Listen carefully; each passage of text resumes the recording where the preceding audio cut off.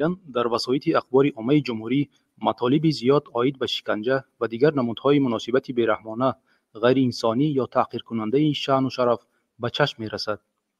баҳромиддин шодиев 30 октябри соли 2011 дар шуъбаи эҳёгарии маркази миллии тиббии шаҳри душанбе баъд аз интиқол аз шуъбаи вазорати корҳои дохилии ноҳияи Шоҳмансури пойтахт ба ҳалокат расидааст.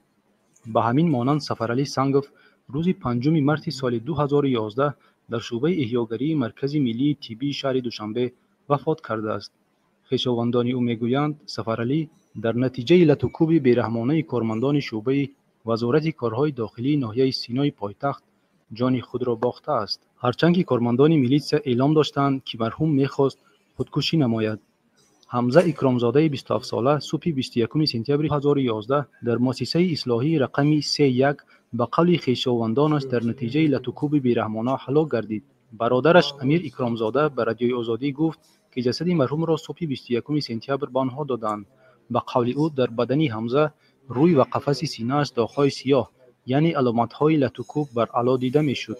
Амир Икромзода мегӯяд, ки бародарашро ҳамчунин бо дастмоли тасфон шиканҷа доданд ва аломатҳои он дар ҷисми маит аён буд. ин ва даҳҳо матолиб оид ба қазияҳои ҳамсон аз ҳар як шаҳрванд ҳисси масъулиятшиносӣ, зиракии сиёсӣ ва аз кормандони мақомоти қудратӣ бошад, эҳтиром ва риояи Конвенсияи зидди шиканҷа ва Сарқонуни Ҷумҳурии Тоҷикистонро талаб мекунад.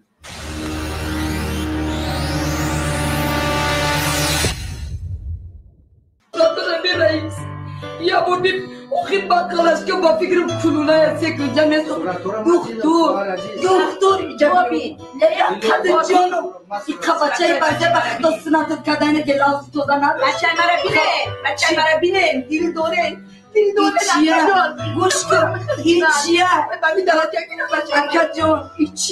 у него находится на голове, на затылочной части огромная рана, которая была зашита, там 10 швов, это где-то 12-13 сантиметров. И якобы он упал, это тоже неправильно. Нахуй як бачи калони мисоли ки ба ақли бафа адуим этаж галтада мина атлан даст хочеш мешикаст, атлан ягон кифташ мешикаст. Ман бовар мекардам ки ҳа ин ҳамин ҷо шикасту мурд. Савол додам барои чӣ ту худатат адуим этаж бартофтӣ? گفت که من چجا ما عدویم этаж خودم نپرستم. من командони милитсия خیلی کردم. Сотрудники милиции отдела внутренних дел района Сино, куда подозреваемого в хранении наркотических веществ Сангова доставили 1 марта. В Министерстве внутренних дел факт избиения опровергают. По их словам, Сангов сам пытался покончить с собой и выбросился со 2-го этажа здания ОВД.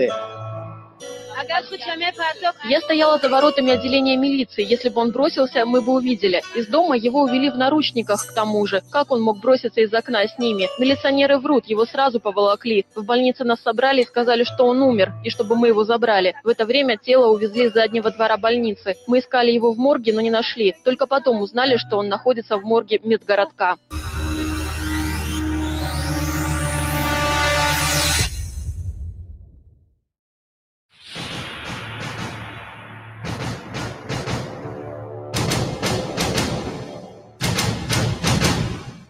اینجا به شما زدن میونه؟ کی زد؟ بسیاری بودن من؟ کنی میتونه نشان داده که جاتون بزدن؟ همی زدگی می؟ کنی اینستو کم اگر که اینستو خوری طرف چه راست با آنم که با دوبینکا زدن می؟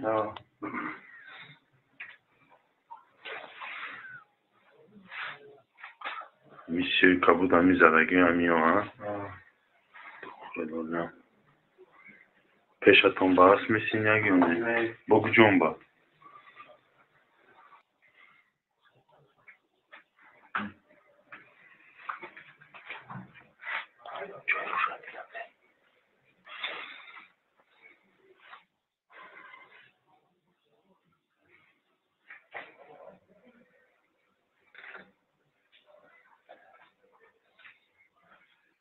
همینجا یعنی ماشین اومده میبرم ازدیوات تاشی کنیری چکردن با فرانسوی دست و پشت که کنیری اجنا ازدیوات بوشی بخی عجمانی که وقتی عجمانی کردن با دستاچو که رژیمی یعنی تو بیسکت یک کسا میبره کنی تیا زدگی می تنت با شرم داره می نشان داده میتونی من قضا دیم با من نشان هستیم من دست کنسار میکنم من دست سینه کرد دستون آجا پایوی چی می؟ پایوی دوباره شما زدگی جوی زدگی ها نشان داده میتونه تن نشان تید همجوری که کلایشون این پایوی دوبینکه دوبینکه و شرطه و مشتم بلیش که دادگی منه من 40 نفر چطور بکنیسه دادگی منه 40 نفر من جمع شدی آخریتر من خودش من دارم آیه کنم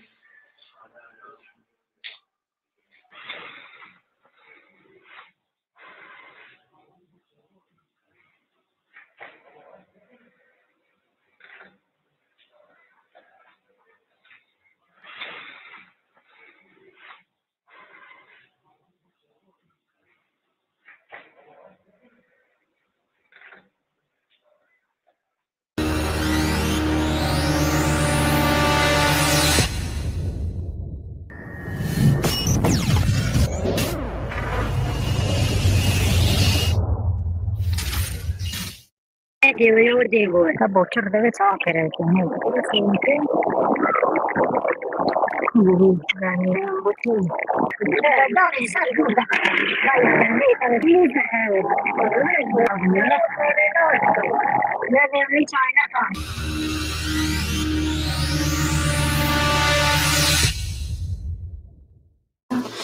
مرد را آوردن فقط حقوق دارن اولم خط میخونن کلمه بار تهمان میکنن بار میکنن تهمان میکنن هر دو جعفر دکر ها بیقرار نشه زنده جعفر محکم میکنن بچه‌ها پیرود برده میتیم بچه‌ها تا کجا میتیم بچه‌ها پیرود برده میتیم زنده جعفر هر محکم کرده میمونن بچه خصوص این خیلی میکن تو گام نظر میگه فقط میشه میکشه نزد آخر نه بعد یک تاش گفت که اینه بالا براتون چیکار کنم تو من کانسرت میبرم من وقتی که بالا میبرم از یک میرسه میبرم کشال شده با من چقدر بزرگ میبرم وقتی که اونجا بدارم دست فاچ که منو کشه گرفت چند کسی دستم کشال میکنه از همه میتیم و دکتر به تلفن کردن دکتر آمدو کال کرد و یا دکتر تلفن کردن؟ ها دکتر تلفن کردن دکتر آمدو کال کرد نگفتم برای چی کال میکنه؟ نه سلام گرم هیچ جایی نمیدونم از جا میخوام که سر کشال میکنم نه برام دیم آنجا هیچ نمیشرسم نمیدونم خیلی بیمار خونده خود جمع بردم شما پیشترم در کساب دستتون چاپ میزدید که بعد یا میجه؟ نه بعد یا من اکولا؟ اصلا دکتر بدونم و بابا من درد میکردم میخوای باقی یکم بر نمیشد دستام منم این کشش نمیکرد گفتم دادرم چیکار کردیم که گمگر جا به جایی هیچ گام نگفتم مرا حقورت های بیجا کردم اونجا دفع کردم مسکورنده عبر چیمم که دیدم که حالت چون وزمین بود بعد ادم فریاد کردم و بیخوشت غلطم بعد 3-4 روز گذشته بود که من نمیدونم خداشون ادوکت یافته چه خیلی که رسیزا بود برفتن نش خداشون میدونم ادوکت خودساز 4 روز 10 روز به زخلگان گفت که 5 روز به تون کرگیته برفتن یگان کس نشون مادرم هم یگان کس نشون میدیم اخنا یگان نشون میدن یا ناز میگفتن هم دل من چه همیشه جوب جو خورات کرد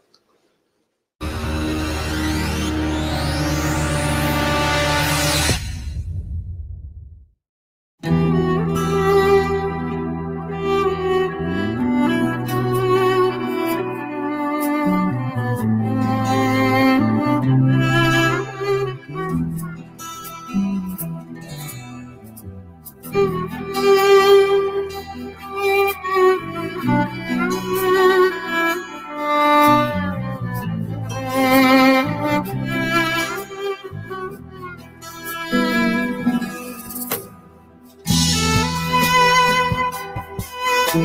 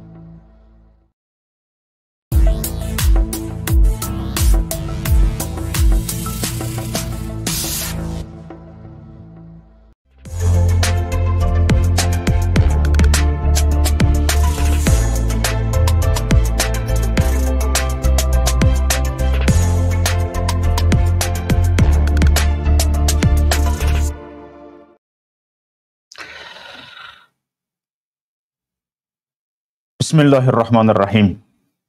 به نام خداوندی که عقل و دین داد، به نام خداوندی که به ما خرد داد، به نام خداوندی که به ما این فرصت را داد تا اینکه یک لحظه هم باشد اصلاح شویم، تا یک لحظه هم باشد توشه آخرت برپا کنیم، تا یک لحظه هم باشد به فرمان او باشیم.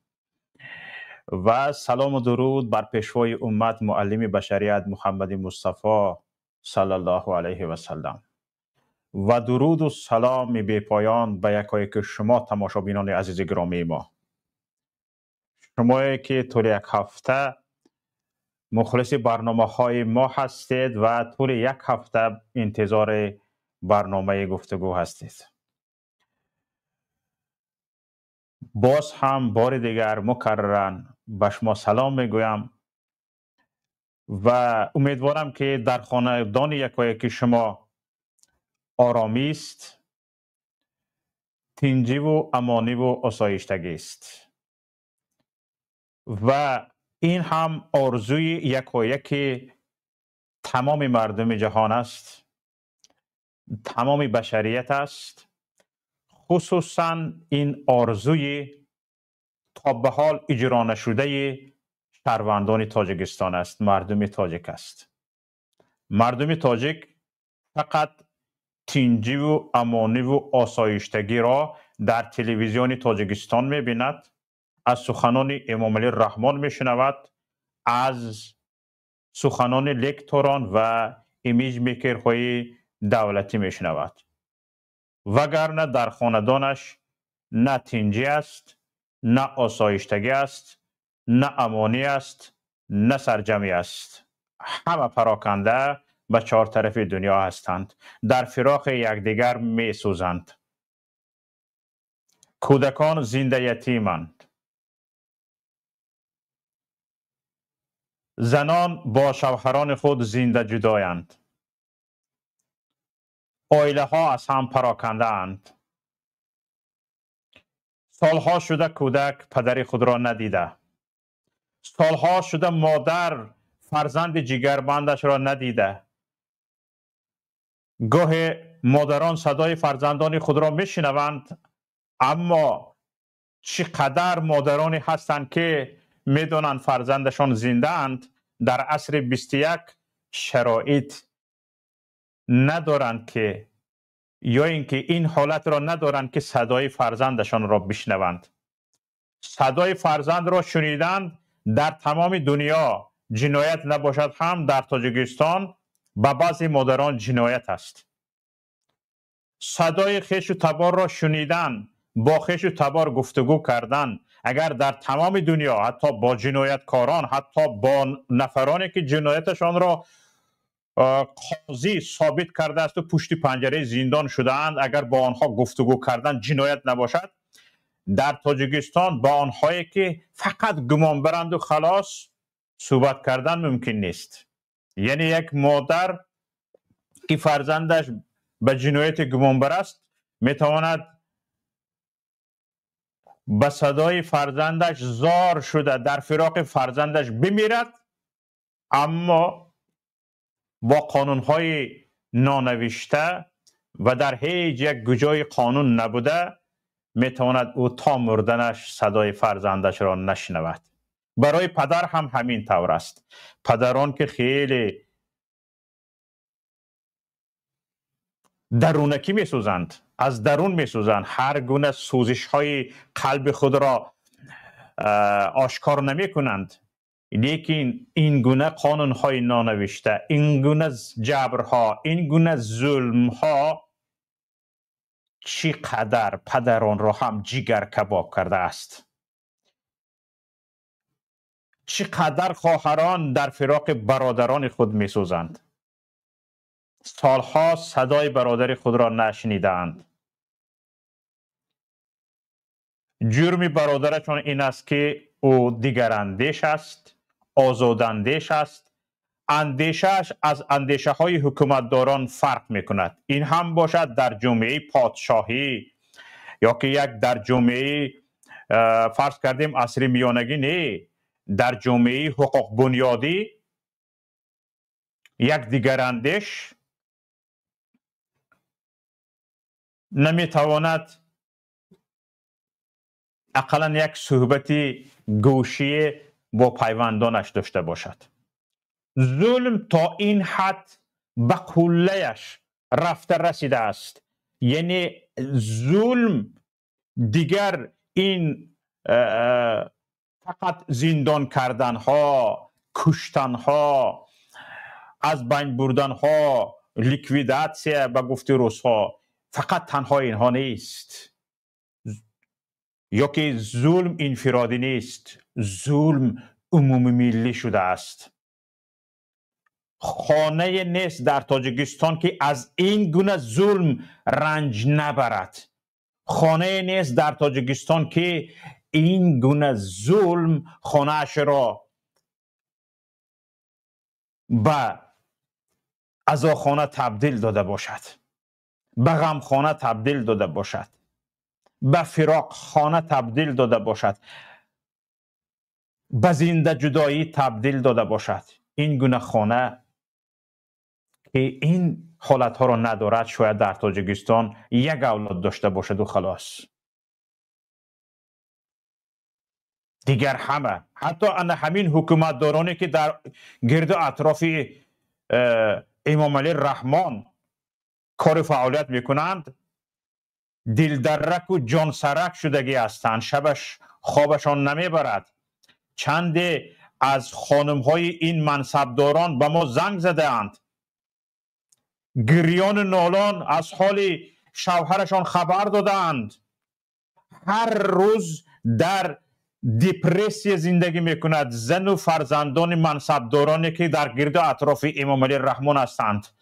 این خیل نگو، در کوچه مبادا این خیل نگویی. به فرزندش تاکید میکند مبادا در مکتب یگان حرفی ناسزا نگویی، با پیشوارا این خیل نگویی، آن خیل نگویی، درباره سیاست گپ نزنی. هر روز تاکیدها بیزار از جان شیرینشان کردگی است، خصوصا اهل عائله منصبداران را.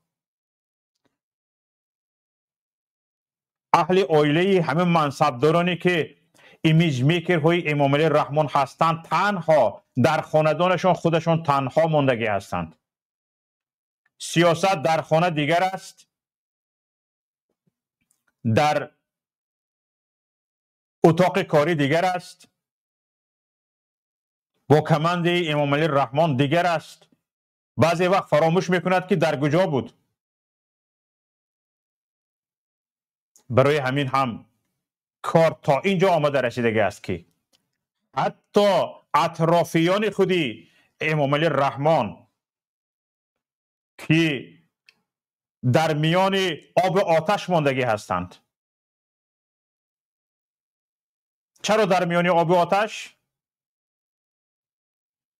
برای آن که روزی دیدگیشان، هنری داشتگیشان همین است که با چاپلوسی و بالسیدن نان حرام یافته فرزندانشان را بخورانند و بپوشانند، دیگر راه ندارند.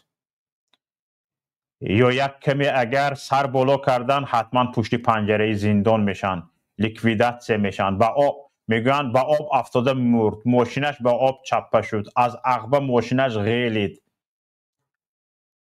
یگان بلا به سرشان میبیاید، نابود میشوند. همه این را میدونند. این تهدیدها را هم چندین مراتب شنیدگی هستند.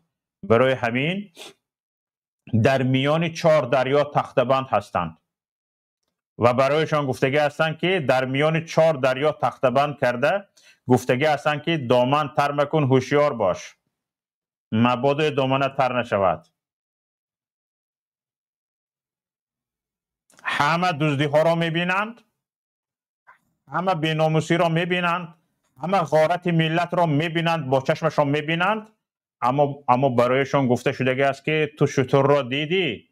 در جواب باید بگویی که نه، ندیدم. این است احوال در تاجیکستان.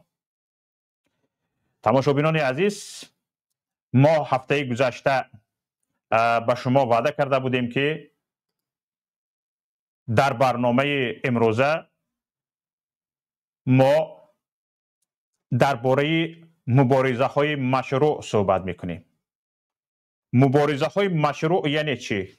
مبارزه های مشروع علیه یک کشور، علیه یک حکومت برده می شود که در آن حکومت مردم ظلم می بینند، شکنجه می شوند، زندان می شوند، کشته می شوند، گنوسید می شوند، اما با طور آسایشته هیچ یک چیزی از دستشان نمی بیاید. همه کار را میکنند، عرض میکنند، داد میکنند، شکایت میکنند، هیچ کس حرفای آنها را نمیشنود.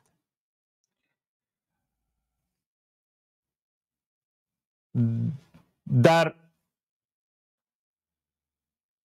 کشور مبارزه های مشروع به استفاده داده می شود که در آن کشور مقامات سعودی وجود دارد و وجود ندارد. گویا وجود دارد اما در اصل وجود ندارد. پرونده هایی که مقامات سعودی بررسی می کند، سفید کنی وجود ندارد. این هم باشد شاید در جهان یگانه کشوری باشد، تاجیکستان، که اگر مبادای وجدان مقامات سعودی وجدانش عذاب کشیده یک بیگناه را سفید کرد، او مقامات سعودی، او مقامدار حتما پشت پنجره زندان می شود. این دلیل ها را داریم، این گونه حالت ها را داریم. بله، پس وقتی که شما را مقامات عیبدار کننده دولتی عیبدار میکند یا به مقامات شما معقول نمی شوید، مقامات از شما خوشش نمی آید، که شما را، شمای بیگناه را از چنگال این مقامات نجات داده می تواند؟ کی؟ چی کسی؟ حاکمیت سعودی که طبق قانون، طبق کنستیتوسیه یک شاخه جداگانه حاکمیت است. دیدیم که نمی توانست است. از دست حاکمیت سعودی هیچ چیز نمی بیاید. حاکمیت قانونبرار به شما کمک میکند. همون وکیلی که شما به چی آرزوی و هوس انتخابش کردید. حالا میپرسم که در اصل شما وکیلتان را که در پارلمان است، از حوزه انتخاباتی شما وکیل پارلمان انتخاب شده است، شما میشناسید؟ شما انتخابش کرده بودید؟ او کی بود؟ در یاد دارید نام و فامیلیش را؟ کجا را ختم کرده است؟ چی اختصاص دارد؟ آیا میدونید؟ ملت نمیدوند. در حاکمیت قانونبرار هم ملت یگان شخصی به فایده خودش قانونهای تنظیم کننده حیات اهالی کشور را ندارد. در حاکمیت قانونبرار هم یگان پشتیبان ندارد. همه قانونها تشبسکارش، اکثریت قانونهای تاجیکستان تشبسکارش حکومت است. یعنی حاکمیت اجراییه هست. حاکمیت اجراییه قانونها را به فایده کی پیشنهاد میکند؟ به فایده خودش، به فایده حاکمیت اجراییه، انیقترش به فایده یک عائله. پس تقدیر ملت چی می شود؟ ملت هیچ پشتیبانی از جانب حاکمیت قانونبرار ندارد و حاکمیت قانونبرار هم یک حاکمیت کارناشایم و دست پیش بر است. به مجلس نمایندگان 63 کلون را برده موندگی هستند. حالا یک روزنامه نگار باشد برود همون تگمه های خانه را یک بار رسم بگیرد. اگر روزنامه نگارانی رسانه های مستقل را به آنجا ره می دهند مثل کشورهای دموکراتی، یک بار رود همون تگمه های خانه را خبر بگیرد که در چه حال هستند. فقط ها را زیر کردگی خلاص، فقط ها را پخش کردگی خلاص. شاید مثل همون چقورک سنگ های کوهسار شده باشد.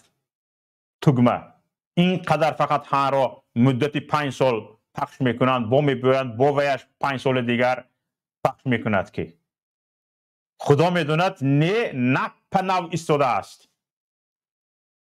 یک وکیل در مدت 5 سال شاید در عمرش یگان مراتب تگمه نی را پخش نکرده، مندت وکیلیش تمام می شود. پس در اینجا ملت چگونه از حرمت، احترام، شأن و شرف خود محافظت کند؟ چی راه های مانده؟ حکومت قانونبرار یگان چیز از دستش نمی بیاید که برای منفعت ملت کار کند.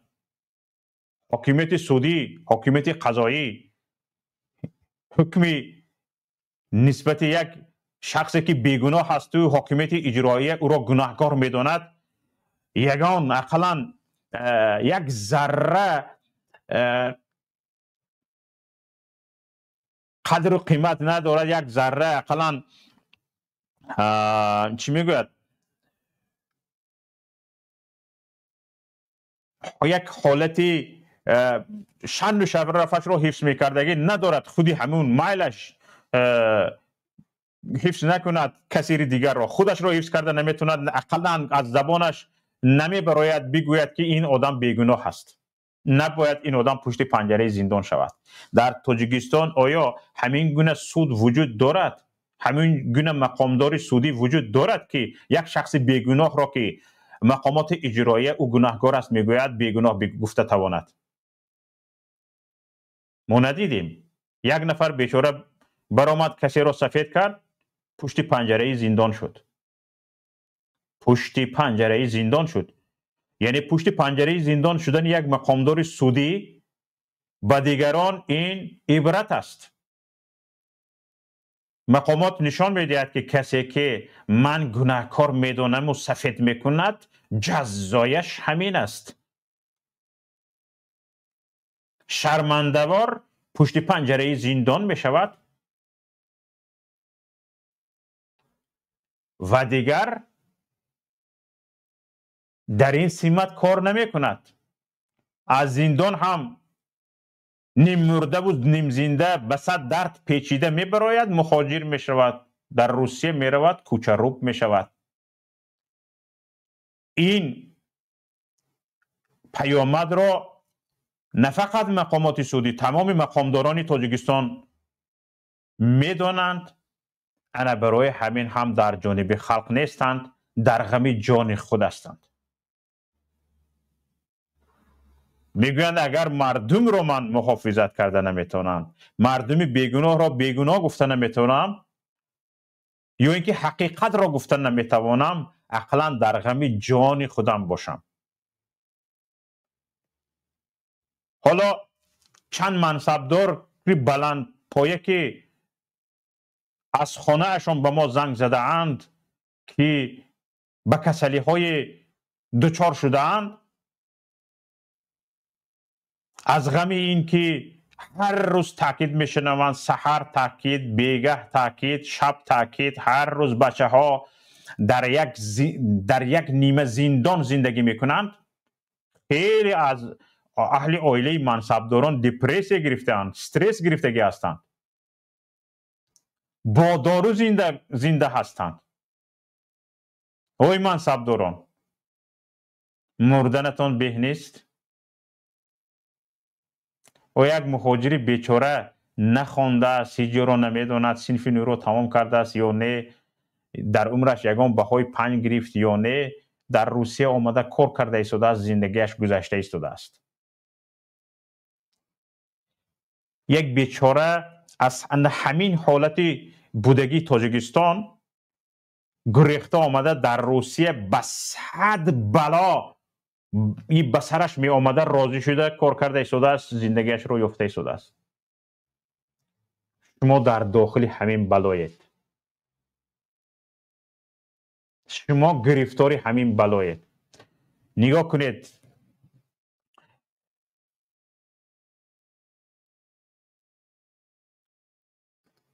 تماشابینان عزیز، حالا به نظر ما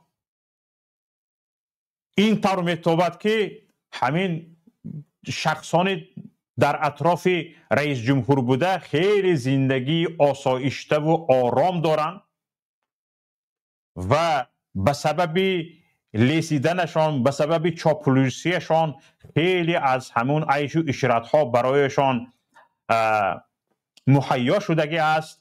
اهل عائلهشان، فرزندانشان، زن و بچه و گچشان در امانی و آسایشتگی و یک زندگی با سعادت است.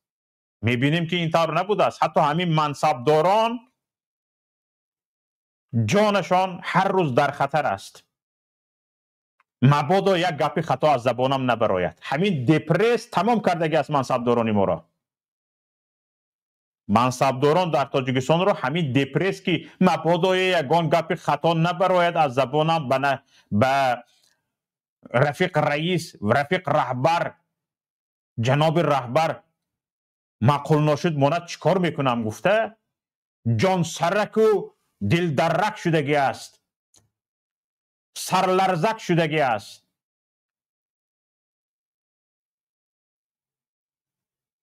فهمیدید دوستان عزیز؟ هیچ راه نمانده است که به طور آسایشته مردم از این اویله، از این ظالم، از این مستبد خلاص شود. چرا های مانده؟ دوستان عزیز، من قانون‌های بین المللی را پیگیری کردم. حالا اینها یک نفر به دستش یک کارچه مشکشی گیرد، تروریست میگوین، اکستریمیست میگوین، وحشت افکن میگوین، دهشت افکن میگوین. من بعد از پیگیری کردن قانون‌های بین المللی، سندهای بین المللی، خصوصا سندهای سازمان ملل متحد، سندهای ژنو و چند سندهای که امضا شدگی هستند، چند خطها، به این خلاصه رسیدم که امین خاین، تروریست، اکستریمیست، این با این لفظ ها ترساندن ملت به خاطر آن است که مبادئ بسرشان با یعنی طرزهای مشروعی آنها را تارمار کننده مبادئ بسرشان نبیاید. مبادئ این مردم از حقوقهای خودش آگاه نشود و در یک حالت ترس و در یک حالت سرخمی باید نگاه داشته شود. اما قانون‌های بین المللی، سندهای حقوقی بین المللی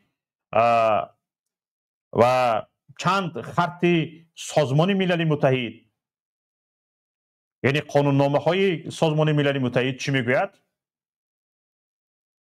در حالتی که مبارزه ها با طور آسایشته نتیجه نمیدهد، مردم از مبارزه ها برای حقوقش، شأن و شرفش، آزادی های قانونیش به طور آسایشته نائل نمی شود، او حق دارد حتی سلاح به دست بگیرد طبق سندهای حقوقی بین المللی.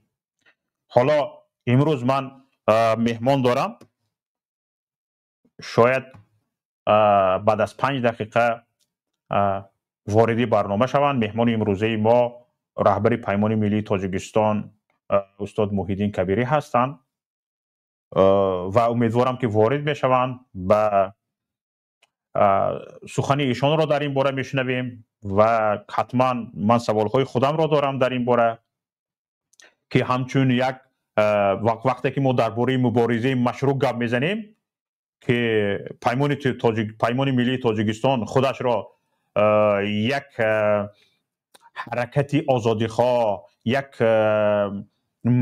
یعنی یک سازمان مبارز برای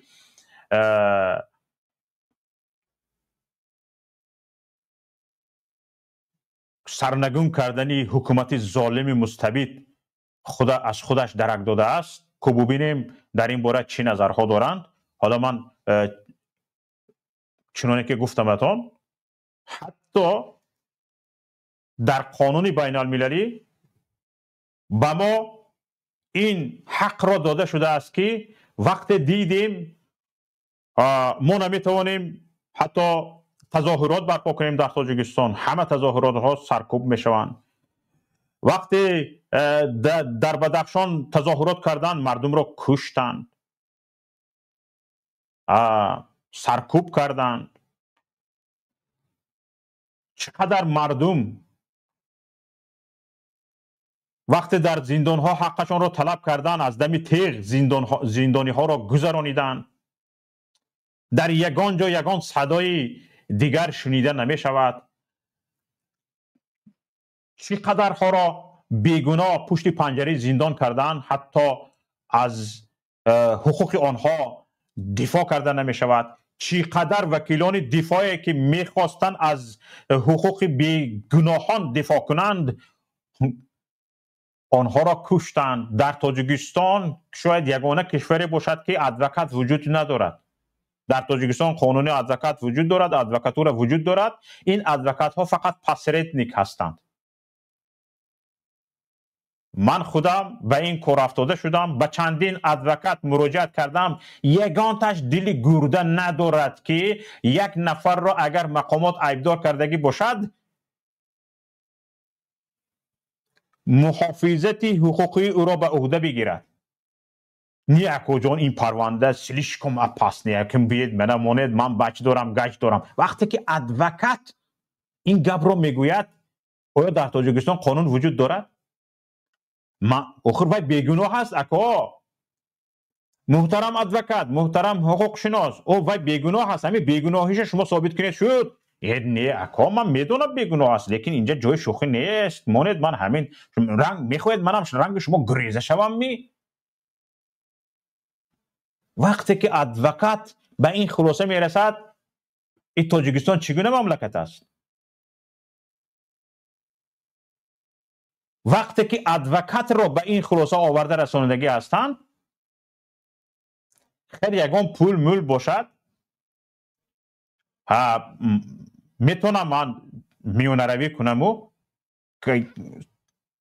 یعنی سالی حکم را کم کنم. 15 سال میدادگی باشد 10 سال کنم، 10 سال میدادگی باشد 5 سال کنم و بعد از وای یگان عفو به تغییر کنم میشود. اما این گفت این خیلی بیگناهیش است. من هم تو میدونم بیگناه است، محمد میدوند، حکومت هم میدوند بیگناه است. همین خیلی گپ میزند ادوکات. بچند ادوکات های گرانتی سازمان های دفاع حقوق بشر را میخوردگی هم من صحبت کردگی هستم. جواب نمیتید، گریخته میبرود. این چی مضمون دارد؟ این مضمونی آن را دارد که وضعیت در تاجیکستان خیلی وزنین است. مردم نمیتواند از حقوق خودش با طور آسایشته دفاع کند. یگانه خلاصه این است که دیگر چند مبارزه های مشروعی که تا به این حالت استفاده نشده است و فقط همین زبان همین گونه مبارزه ها را حکومت تاجیکستان میفهمد و خودش هم بشارت دادگی است و گفتگی است که من با خون آمدم با خون میروم. فرض کردیم این آدم یعنی این همین کمانده با خون آمدگی است، بدون خونریزی رفتنی نیست. همین مبارزه های آسایشته چیکار میکند؟ حالا تا این یعنی چی نتیجه میدهد؟ شاید به این سوال ها رهبر پیمان ملی تاجیکستان استاد محیدین کبیری جواب دهند. لیکن من چند قانون ها را در اینجا دیدم. در قانون ها مثلا گریم گفته می شود فرض کردیم این با خون آمده است، بدون خونریزی رفتنی نیست. ما هم باید از روی قانون کار کنیم. آیا از روی قانون بین همین شعاری داشته رهبر غیر لگیتیمی تاجیکستان ما حق جواب دادن مثل حق جواب مثل دادن داریم؟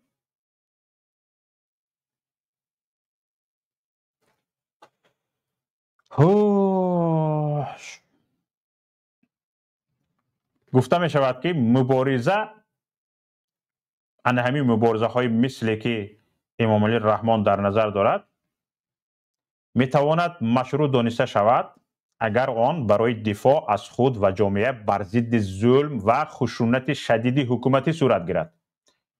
این حالت ها شامل حالت خودمحافظتی، اگر حکومت به طور جدی به حقوق های انسان، حیات و امنیت شهروندی تهدید کند، گنوسید یا جنایت های جنگی سر زند، اگر حکومت به صادر کردن گنوسید، جنایت های جنگی یا جنایت های ضد انسانیت مشغول شود. همه این شده ایستاده است در تاجیکستان، برای شده ایستاده است. همین گونه مبارزه مشروع دانسته می شود اگر جامعه بین المللی مثلا توسط سازمان ملل متحد آن را همچون یک وسیله قانونی مبارزه بر ضد رژیم دیکتاتوری اعتراف کند. این می تواند در حالتهای مخصوص صورت گیرد. کدام وقتها؟ وقتی که قرارهای بین المللی برای دفاع از اهالی آسیب پذیر قبول می شوند، نبودن واکنش کافی حکومت به طلبات بین المللی. هر سال دپارتمنت آمریکا، دپارتمنت کارهای خارجی آمریکا درباره حقوق انسان در تاجیکستان گزارش می نویسد. هر سال گفته می شود که حقوق انسان در تاجیکستان پایمال می شود. هر سال سازمان های بین المللی می گویند که حقوق انسان در تاجیکستان پایمال شده ایستاده است. تاجیکستان از کورپاش بیشتر پادراز، حکومت تاجیکستان از کورپاش بیشتر پادراز میکند. یگان واکنش از جانب تاجیکستان است. فقط حق به جانب حکومت تاجیکستان است. این متهم ها دپارتمنت وزارت کارهای خارجی آمریکا است که نابوده میگوید، نادرست میگوید، تاجیکستان را، امام علی رحمان را تهمت میکند که حقوق انسان را پایمال میکند. چندین مراتب سازمان ملل متحد به تاجیکستان هشدار داد، گفت که حقوق انسان را پایمال نکن، کسانی که زندان کرده، بیگناه زندان کرده، آنها را آزاد کن. نه، این متهم سازمان ملل متحد است که بر دروغ امام علی رحمان را با کماندش تهمت میکند. در تاجیکستان همه حقوق ها سطح هستند، همه حقوق ها رعایت میشوند. تاجیکستان بهشت روی زمین است.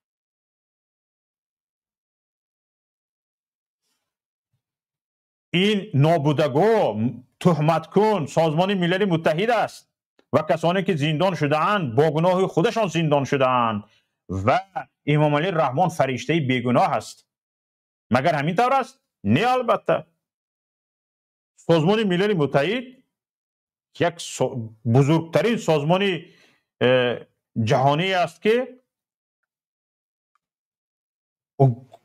هر حرفی که میگوید باید سنجیده بگوید، تفتیش کند، بررسی کند، کار برد. چندین نفر متخصص بالای این کار میکنند، بعد گزارش نشر میکنند، اظهارات نشر میکنند، بعد نتیجه گیری میکنند، بعد خلاصه گیری میکنند و خلاصه شون وقتی 6 ماه، 1 سال، 2 سال، 3 سال کار میبرد، خلاصه را نشر میکند. سازمان های بین المللی در 1 ساعت مقامدار حکومت تاجیکستان واکنش نشان میدهد. نه، همه صد است. امبودسمن کی است در تاجیکستان؟ همونی که وکالتدار حقوق انسان است. وکالتدار حقوق انسان به جای آن که، یعنی امبودسمن کسی است که وقتی که حکومت حقوقهای انسان را پایمال میکند، از حکومت حقوقهای انسان را دفاع میکند، حقوقهای مردم را دفاع میکند. در تاجیکستان برعکس است. حکومت حقوقهای مردم را پایمال میکند و وقتی که یگان دعوا شد، نه، حکومت گناهکار نیست میگوید. در همین حالت چی باید کرد؟ یعنی احترام به قانونهای بین المللی هست؟ نیست. واکنش به طلبات بین المللی هست؟ نیست. پس چی مانده است؟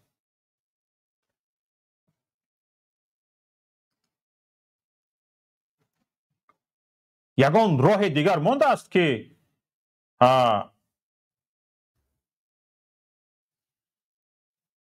باید ما استفاده بریم و جانب حکومت را متقاعد سازیم که قانونهای بین المللی، خصوصا قانونهای اقلا خود تاجیکستان را رعایت کند. حالا با همین سوال ها به رهبر پیمان ملی تاجیکستان استاد محی الدین کبیری مراجعت میکنیم. سخنهای ایشان را میشنویم، بعد از آن حتما سوال جواب میکنیم. استاد خوش آمدید. السلام علیکم و رحمت الله و برکاته. و علیکم السلام. سلامت باشید برادر شوکت جان. استاد، چنانه که دیدم که گوش کرده سعودده بودید، یک 4-5 دقیقه ما شما رو منتظر کردیم. معذرت میخواهم و خواستم که تا سوال ها برای شما مطرح باشند و در این باره ما حرفای شما را یک دقیقه های معین بشنویم، بعد از آن سوال جواب کنیم.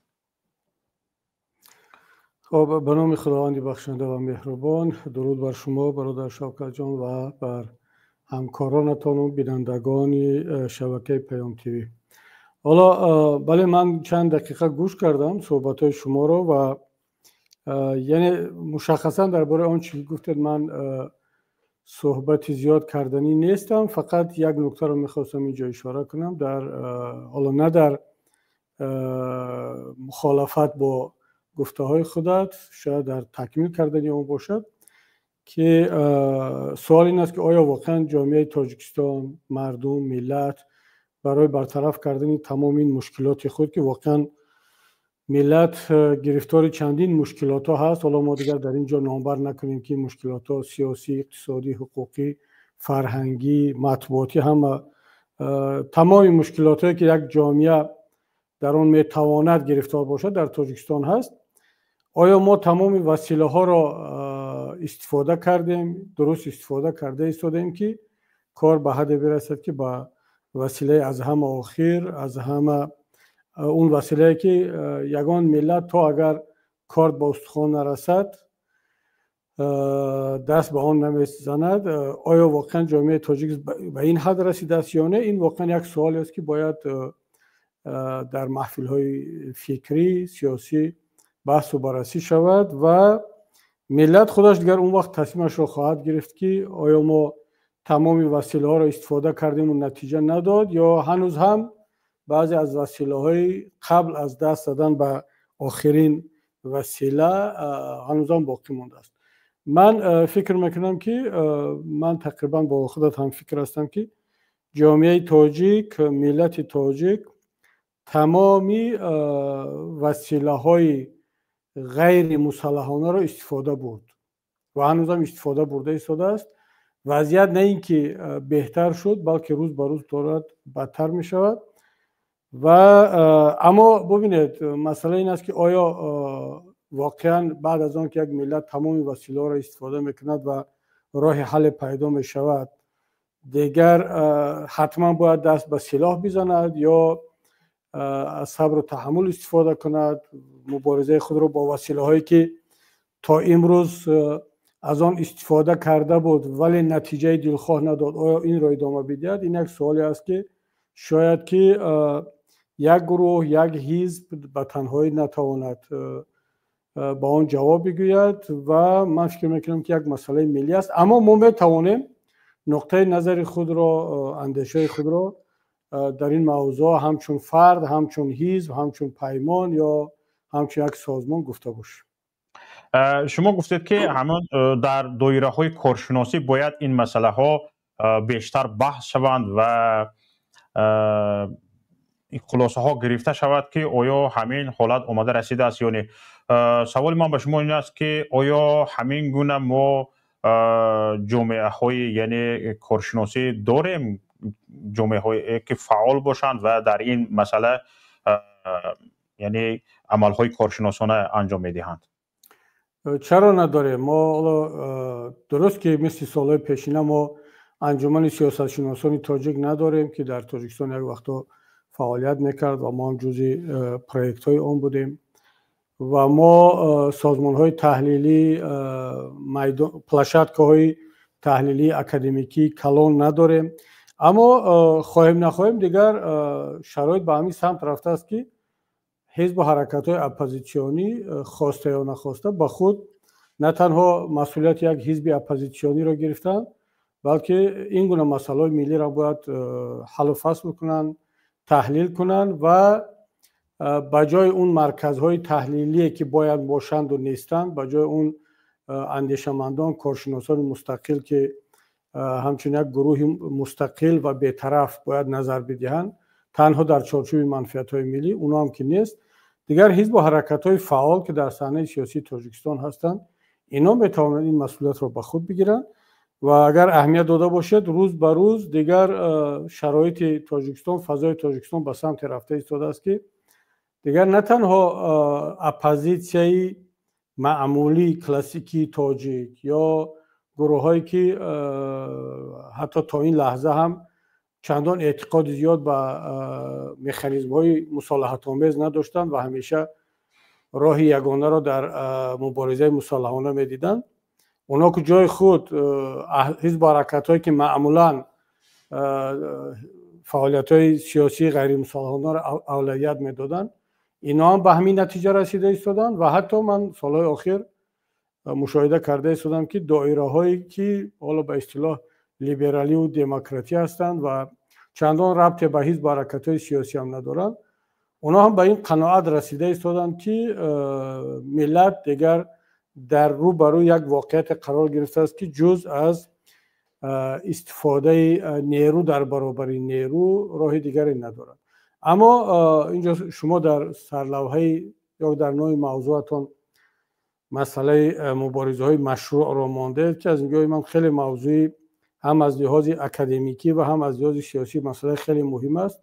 این یک کمی نیاز به شرح و تفسیر و گفتگوی بیشتر دارد که از مبارزه مشروع یعنی چی مفهومی هست، ماهیتاً چی معنی دارد و آیا تمام این مبارزه‌ای که ملت تاجیک در حال حاضر باید دست به آن بزند مشروع هستند یا نه، این واقعا یک مسئله است که باید بالای آن بحث کرد. به نظر شما این مبارزه هایی که حاضر رفته ایستاده است چی مبارزه هستند و کدام از مبارزه های وجود دارد که به طور آسایشته حالا اجرا نشده باقی مانده است؟ حالا شما اشاره کردید، یک اشاره هم کردید که تقریبا قریب که نمانده است همین گونه مبارزه هایی که به طور آسایشته برده شوند و نتیجه دهند تقریبا قریب که نمانده است. آیا پیش از آن که یگان مبارزه های دیگری یک کمی جدیتر که آنها آسایشته نامیده نمی شوند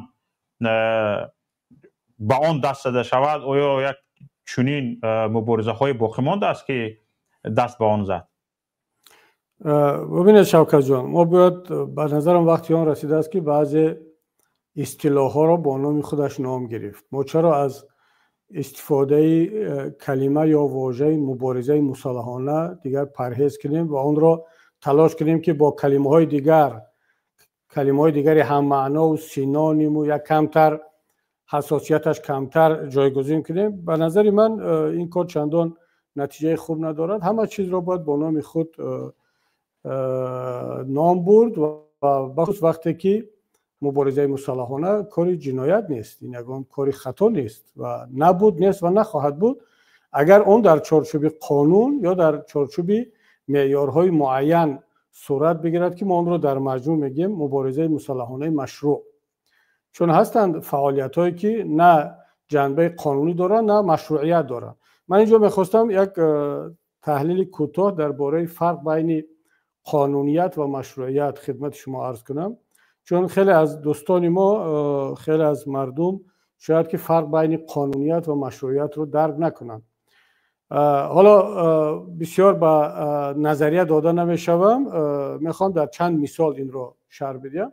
برای مثال حکومت جمهوری تاجیکستان اپوزیسیون تاجیک را از چارچوب قانون بیرون برآورد، یعنی دیگر نخواست که اپوزیسیون تاجیکستان در چارچوب قانون فعالیت کند. حزب نهضت اسلامی تاجیکستان، گروه 24، چندین حزب حرکت‌های دیگر را و برای مثال حزب سوسیال دموکرات را هم تقریبا به همین حال رساند که دیگر به نام وجود دارد. حزب دموکرات رو بخش اساسیش رو از قانون بیرون کرد، یک بخشی خود ساخته رو که خودشون ساختن در چارچوب قانون رسما نگه داشتن، اما قسم زیادی از جامعه تاجیک را از دایره فعالیت قانونی اپوزیسیونی یا سیاسی بیرون برآورد.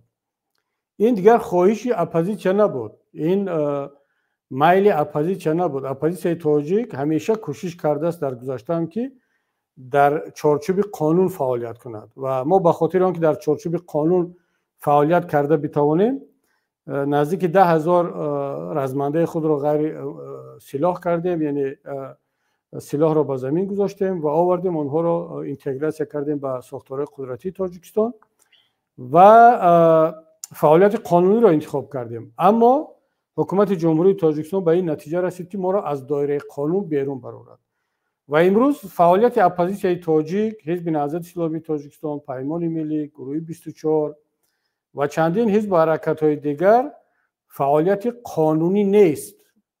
یعنی ما از لحاظ قانونیت در چارچوب قانون‌های تاجیکستان فعالیت نمی‌کنیم، اما در چارچوب قانون‌های کشورهایی که در اونجا بود و باش داره، مثل قانون‌های کشورهای اروپایی، کشورهای دیگری که نمایندگان و اعضایان ما هستند، در چارچوب قانون‌های این کشورها فعالیت کرده استیم. ما اگر از نقطه نظر قانونگذاری این کشورها بگیریم، فعالیت ما هم قانونیت دارد هم مشروعیت، اما از نقطه نظر قانون‌های تاجیکستان فعالیت ما جنبه قانونیت ندارد و این عیبی ما هم نیست، این عیبی حکومت تاجیکستان است و این یگان مشکلی کلان هم نیست. این را بگویم که خیلی از فعالیت‌های خود حکومت جمهوری تاجیکستان هم با رهبری امام علی رحمان، اونها که تماما مشروعیت ندارد، حتی اونها هم قانونیت ندارند، اگرچه ظاهر قانون را تلاش میکنند رعایت کنند. خب پس این بود درباره قانونیت، جنبه قانونی بودن فعالیت ما. اما مسئله مشروعیت کاملا فرق میکند، چون مشروعیت یک پدیده هست که اون دیگر به قانونها چندان ربطی زیاد ندارد. البته همه چیزی که همه فعالیتی که قانونی هست اون دیگر مشروعیت دارد، مشروع هم هست، اما نه همه فعالیت مشروع اون قانونی است. چون ما وقتی که برای کسانی که این کلمه و واژه‌ها رو با زبان روسی یا با زبان‌های اروپایی با این کلمات سر و کار میگیرن، یعنی فرق بین زکان است و لگیتیم است، باید وجود داشته باشد. نه همه چیزی که قانونی هست، معذرت میخوام، همه چیزی که قانونی است او حتما مشروع هست، لگیتیمی هست، اما نه همه چیزی که مشروعیت دارد در چارچوب معیارهای لگیتیمی است اون میتواند جنبه قانونی داشته باشد. برای مثال فعالیت ما که پیشتر گفتم جنبه قانونی برای تاجیکستان ندارد، اگرچه در اروپا قانونی هست، اما فعالیت ما 100% مشروعیت دارد، مشروع هست و سوال با وجود میاد که اگر قانونیت از قانونهای عمل کننده سرچشمه میگیرد، مشروعیت از کجا سرچشمه میگیرد؟ کی فعالیت این یا آن حزب یا گروه یا شخص را مشروعیت میبخشد اگر که قانون این کار انجام داده تواند؟ البته در اینجا دیگر ما میرویم سراغ معیارهای بین المللی، سندهای بین المللی، یا حتی اگر در بعضی حالت‌ها اون سند و معیار بین المللی هم وجود نداشته باشد، عرف است، فلسفه هست، فرهنگ هست، تاریخ هست که اینها فعالیت این یا آن شخص یا گروه را جنبه مشروعیت میبخشند. برای مثال حالا مثلا فعالیت پیمان ملی تاجیکستان همه گونه فعالیتش با اون خاطر مشروع است که در چارچوب آیین‌نامه سازمان ملل است، در چارچوب قانون‌های کشورهای اروپایی هست، در چارچوب سندهای بین المللی هست که قسم زیادی اش را تاجیکستان هم امضا کرده است، پذیرفته است و قبول دارد و اینا همه با فعالیت‌های ما مشروعیت میبخشند. اما یک مسئله دیگری هم هست که فکر میکنم عامل قوی‌تر هست در مقایسه با این معیارهای بین المللی و اون هم باشد تاریخ ما، تاریخ مبارزه ما، آرمان‌های ملی ما. برای مثال آیا واسه وقتی که بر ضد سیاست‌های امارت بخارا قیام کرد، در اون وقت نه سازمان ملل وجود داشت، نه آیین‌نامه سازمان بود، نه کدام کنونسیون بین المللی وجود داشت و نه فعالیت‌های یا عمل‌های واسع با قانون‌های عمل کننده امارت بخارا مطابقت میکرد. اما آیا ما میتونیم گفته که واسع، مبارزه واسع اگرچه قانونی نبود مشروعیت هم نداشت، لگیتیم نداشت؟ نه، 100% حتی در ادبیات ما، در کتاب‌های تاریخی ما، در فولکلور تاجیکی ما این مبارزه هم چون یک مبارزه ملی مشروع اعتراف می‌شود. مشروعیت اون از کجا گرفته شد؟ از آرمان‌های ملت تاجیک، از عدالت‌خواهی، از مبارزه علیه ظلم، از اون ارزش‌هایی که یک ملت طبق فرهنگ، تاریخ و آرمان‌هایش، ایدئال‌هایش آن را پیروی می‌کند. یا برای مثال بگیریم کاوه آهنگر وقتی که علیه ضحاک، علیه پادشاهی زمان خود قیام کرد، مگر در اساس کدام قانون بود، کدام کنستیتوسیا بود، سازمان ملل بود یا چیز دیگر؟ نه، در اساس آن بود که دیگر این ظلم تا به حدی رسید که ملت دیگر طاقت کرده نمیتواند و او شورش برداشت، انقلاب کرد و ضحاک ماران را از قدرت بیرون کرد و این یک فعالیت مشروع بود و ولی هیچ مناسبت به قانونهای عمل کننده اون کشور یا به خواهش و میل حاکمان اون زمان نداشت. بنابر همین وقتی که ما یک عمل را، یک مبارزه را سوال میگذاریم که آیا مشروع هست یا نیست، باید پیش از همه تحلیل کرد که ما مشروعیت را از کجا میگیریم و به کدام سرچشمه تکیه میکنیم. مبارزه ملی ما تاجیکان علیه حکومت ظالم، علیه حکومتداران امروزه هم قسما نسبتا مبارزه قانونی است، چون ما در چارچوب چندین سندهای بین المللی که کنستیتوسیون جمهوری تاجیکستان اعتراف کرده است، برای مثال ماده دهم کنستیتوسیون جمهوری تاجیکستان میگوید که سندهای بین المللی که جمهوری تاجیکستان اعتراف کرده است بر پریوریته دارند، یعنی اولویت دارند به قانونهای داخلی تاجیکستان. جمهوری تاجیکستان هم آیین‌نامه سازمان ملل را اعتراف کرده است، هم دهها دکلراسیون حقوق بشر را امضا کرده است، هم دکلراسیون بر ضد شکنجه و دیسکریمیناسیون را امضا کرده است. اینا همش جزء قانونگذاری جمهوری تاجیکستان هستند. یعنی ما وقتی که یک فعالیت اپوزیسیونی میکنیم برای سقوط حکومت امروزه تاجیکستان، حتی همین فعالیت ما در چارچوب قانونگذاری و کنستیتوسیون جمهوری تاجیکستان است. من برای همین گفتم که یک قانونگذاری نسبی ما را فعالیت ما را تعمیم میکند، اگرچه ما ابزار مثلا قانون درباره احزاب سیاسی یا چندین قانون‌های دیگر در اون قالب نمیگنجیم. اما در مسئله مشروعیت ما 100% مبارزه‌مون مشروع است و نباید در اینجا ملت تاجیک، نیروهای اپوزیسیونی تاجیک کمترین شک رو در خود جای بدهند، راه بدهند که گویا مبارزه ما مبارزه غیر قانونی، غیر مشروع است. و حتی این نکته رو هم بگم که بعضا طرفداران حکومت و حتی خیلی آدمان باسواد هم تلاش میکنن ما را در حالت خجالت بگذارند که اگر شما وطن دوست هستید، اگر ملت دوست هستید، آیا همین فعالیت های شما بر ضد ملت، بر ضد ثبات، بر ضد آرامش نیست؟ چرا شما انقلاب کردن میخواهید؟ چرا شما تظاهرات کردن میخواهید؟ میتواند در نتیجه این تظاهرات شما یا قیام مردمی شما بعض مثلا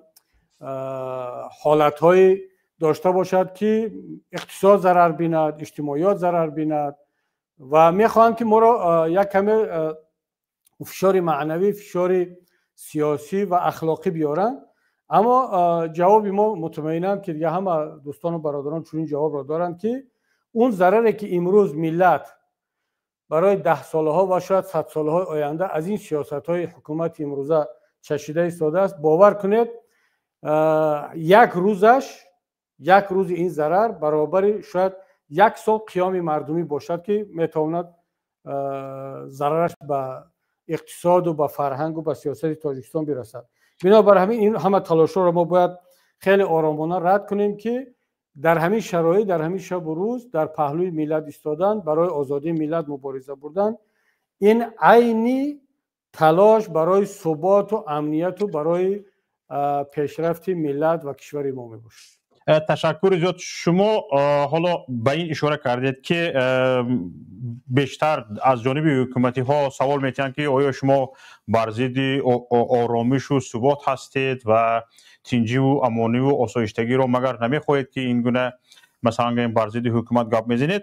اما ببینید در همین سیاست های چندین ساله حکومت دیده شد که خود حکومت با احزاب مخالف حتی رسمی، اونهایی که رسما در تاجیکستان فعالیت میکردند، نشان داد که خود همین حکومت اعتدال رو نمیفهمد، آسایشتگی رو نمیفهمد، مثلا با زبان آسایشته مناسبت کردن نمیتواند و خودش یعنی راه دائم کوشش میکند راه برای خشونت کشاید. حالا شما گفتید که ما رو گناهکار میکنند، یعنی خود همین حکومت هست که یعنی مردمی که میگوید این کار نادرست است به سوی خشونت تیله میدهد. یعنی حتما با راه آسایشته یگان راهی که به این حکومت گفته شود که این کار خطا است نمانده است، خودش تیله کرده ایستاده است. به این شما چی میگید؟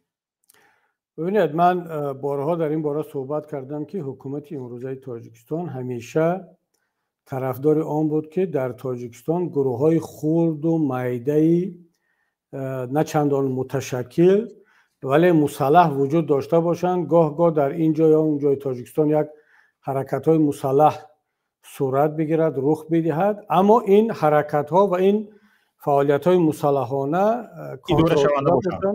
اداره شونده باشند، زیاد متشکل نباشند، یک دفعه‌ای نباشند، دارای یک فعالیت سیستماتیکی و یک رهبریت عمومی نباشند. چرا به این چیز منفیت داره است؟ چون حکومت تاجیکستان میخواهد که همیشه فضای داخلی تاجیکستان رو در حالت امنیتی نگه بدارد و همیشه یک دلیل برای خارجی ها داشته باشد که ببینید اگر من با این سیاست های سرکوب کننده پیش روی همین گروه های مسلحانه رو نگیرم، اینها میتوانند وضعیت رو از این بدتر کنن، هر روز اینجا رو بهتر کنن، اونجا رو آدم کشی کنن، هجوم کنن، غیره و هکذا. و این سیاست تا امروز نتیجه داد. اما دیگر تقریبا جامعه جهانی و خیلی از کارشناسان درک کردن که نه، دیگر هم خودش حکومت فضا را به سمت برده ایستاده است، از یک طرف که همین گونه حالت ها گاه رخ بدهند و هیچگاه منفعت‌دار نبود که تاجیکستان در روند دموکراتیک کنانی جامعه رسیدن با یک جامعه آزاد و با ثبات و قانون محور، من نمیگم ماه به ماه، حداقل سال به سال قدم های مشخص را گرفته باشد. برای مثال اگر سال 2016 از 15 بهتر می بود، 17 از 16 یک کمی بهتر می بود، شاید در سال 2024-25 ما می گفتیم که تاجیکستان 10 قدم به پیش گذاشت و اون نشانه های اون باید در قانونگذاری، در رفتار حکومت، در فعالیت اپوزیسیون، فعالیت رسانه ها، جامعه شهروندی باید هویدا باشد، نمایان باشد. اما ما چی را میبینیم؟ روز به روز بیشتر زندانی میشن روزنامه‌نگاران، ادوکات ها، سیاستمداران، حتی کسانی که از طرفداران خود حکومت امروزه محسوب میشدن و فضا برای فعالیت سیاسی، فعالیت دینی، فعالیت فرهنگی روز به روز تنگتر می شود. پس معنی را دارد که در این 10 سال اخیر حداقل تاجیکستان نه اینکه 10 قدم پیش نرفت بلکه 10 قدم عقب گذاشت. و این نتیجهش چی است؟ یعنی پیام حکومت چی است؟ پیام حکومت همون جمله که ویا میگویند و خودت هم تکرار کردی، یعنی از من آزادی، حقوق بشر، پیشرفت را شما انتظار نباشه، من این کار را کردنی نیستم. مرحمت میدان از دلیر است. اگر که ملت واقعا میخواهد که وضعیتش دیگر شود، روزش دیگر شود، زندگیش دیگر شود، من همین قدر میکنم، از این بهتر کردن نمیتوانم، نمیخواهم، برنامه هم ندارم.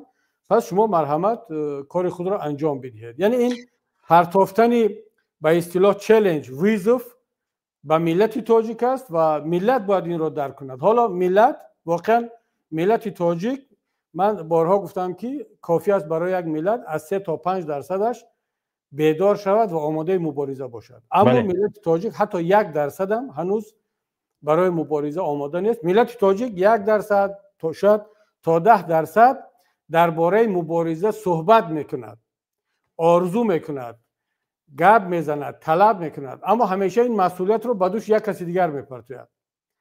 یعنی همون 10% ملت هنوز آماده نیست که مسئولیت رو به دوش خودش بگیرد و به طور عملی وارد میدان شود، بلکه فقط به همون اکتفا میکند که مسئولیت رو از دوش خودش ساقط کند به دوش مثلا پیمان ملی، نهضت اسلامی یا حتی حاضر بعد حادثه‌های سوریه یک گروه دیگر آموختند که مسئولیت رو باز به دوش تاجیکانی که در کشورهای مثل افغانستان و سوریه است به دوش آنها پرتویند و گویا مسئولیت خود را به همین انجام داده باشند و این اکثریت مبارزه را تشکیل میکند که من فکر میکنم با این راه مبارزه نه تنها به جای نمیرسد، حتی مبارزه جدی رو هم آغاز کرده نمیشه.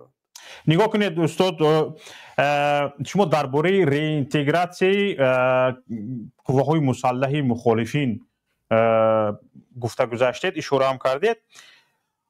حالا رینتگراسی شدگان یک طرف، کسایی که نخواستند بیاین رینتگراسیون شوند، خلع اصلاح کنند. گفتند که به این حکومت امام علی رحمان باور نکنید، این وعده خلاف است، وعده را میشکند، نباید خلع اصلاح کرد، همتون را یک تا نابود میکند. حالا زبان آنها امروز دراز شده است و یعنی آنها به نظر شما حق نبرآمدند؟ ببینید این مسئله واقعا یک مسئله بسیار جالب هست، چند پهلو دارد. از ظاهری مسئله چنین می نماید که این برادران امروز حق برآمدند و می توانند بگویند که ما این را پیش بینی کرده توانستیم، ولی شما رهبریت نهضت اسلامی تاجیکستان در اون وقت نتوانستید این مسئله را پیش بینی کنید. من فکر و امروز به رحمان شما را فریب داد و ما این را میدانستیم، به همین خاطر ما رینتگراسیون نشدیم، این صلح را قبول نکردیم. این تنها ظاهری مسئله است. من فکر میکنم که اگر در همون شب و روز تمام نیروهای مسلح اپوزیسیون می آمدند وارد جامعه تاجیکستان می شدند و خلع سلاح می شدند، رینتگراسیون می شدند، شاید به دست رهبریت اپوزیسیون دلیل بیشتر می افتاد که خب دیگر همه نیروهای مسلح غیر مسلح شد، سلاح را سپرد، دیگر امام علی رحمان هیچ دلیل برای کشال دادن روند صلح، برای قانونشکنی یا صلحشکنی ندارد. برای چی؟ برای اینکه از همون روزهای اول امام علی رحمان چندین معیارهای سازشنامه صلح را ویران کرد و مثلا گاه به بدخشان هجوم میکرد، گاه به منطقه غرب هجوم میکرد، با دلیل آنکه هنوزم در اونجا گروه های باقی ماندند که سلاح را نسپردند یا سلاح را قانونی نکردند یا اینتگراسیون نشدند. و این یک بهانه، یک دلیل برای آن داد که امام علی رحمان گاه در منطقه‌ای که علاقه دیگر صلح بود، آرامش بود، در اونجا با استفاده از موجودیت چندین گروه های مسلح ریدهای نظامی گذراند، عملیات های نظامی گذراند و این مسئله را تا آخر دوام داد. اگر حالا شما تصور کنید که بعد از امضای سازشنامه صلح، همونطوری که اکثریت نیروهای مسلح اپوزیسیون آمدن اینتگراسیون شدن، اگر همه این کار را میکرد، در اون وقت در دوشنبه سازمان ملل دفتر داشت، گروه تماس نظارت میبرد و امام علی رحمان هیچ دلیل برای انجام عملیات در این یا نقطه تاجیکستان نداشت، نمیداشت و این چنین عملی کردن دیگر بخشای سازشنامه را، بخشای سیاسی حقوقی را به تأخیر نمیانداخت و این روند صلح تیزتر انجام میشد.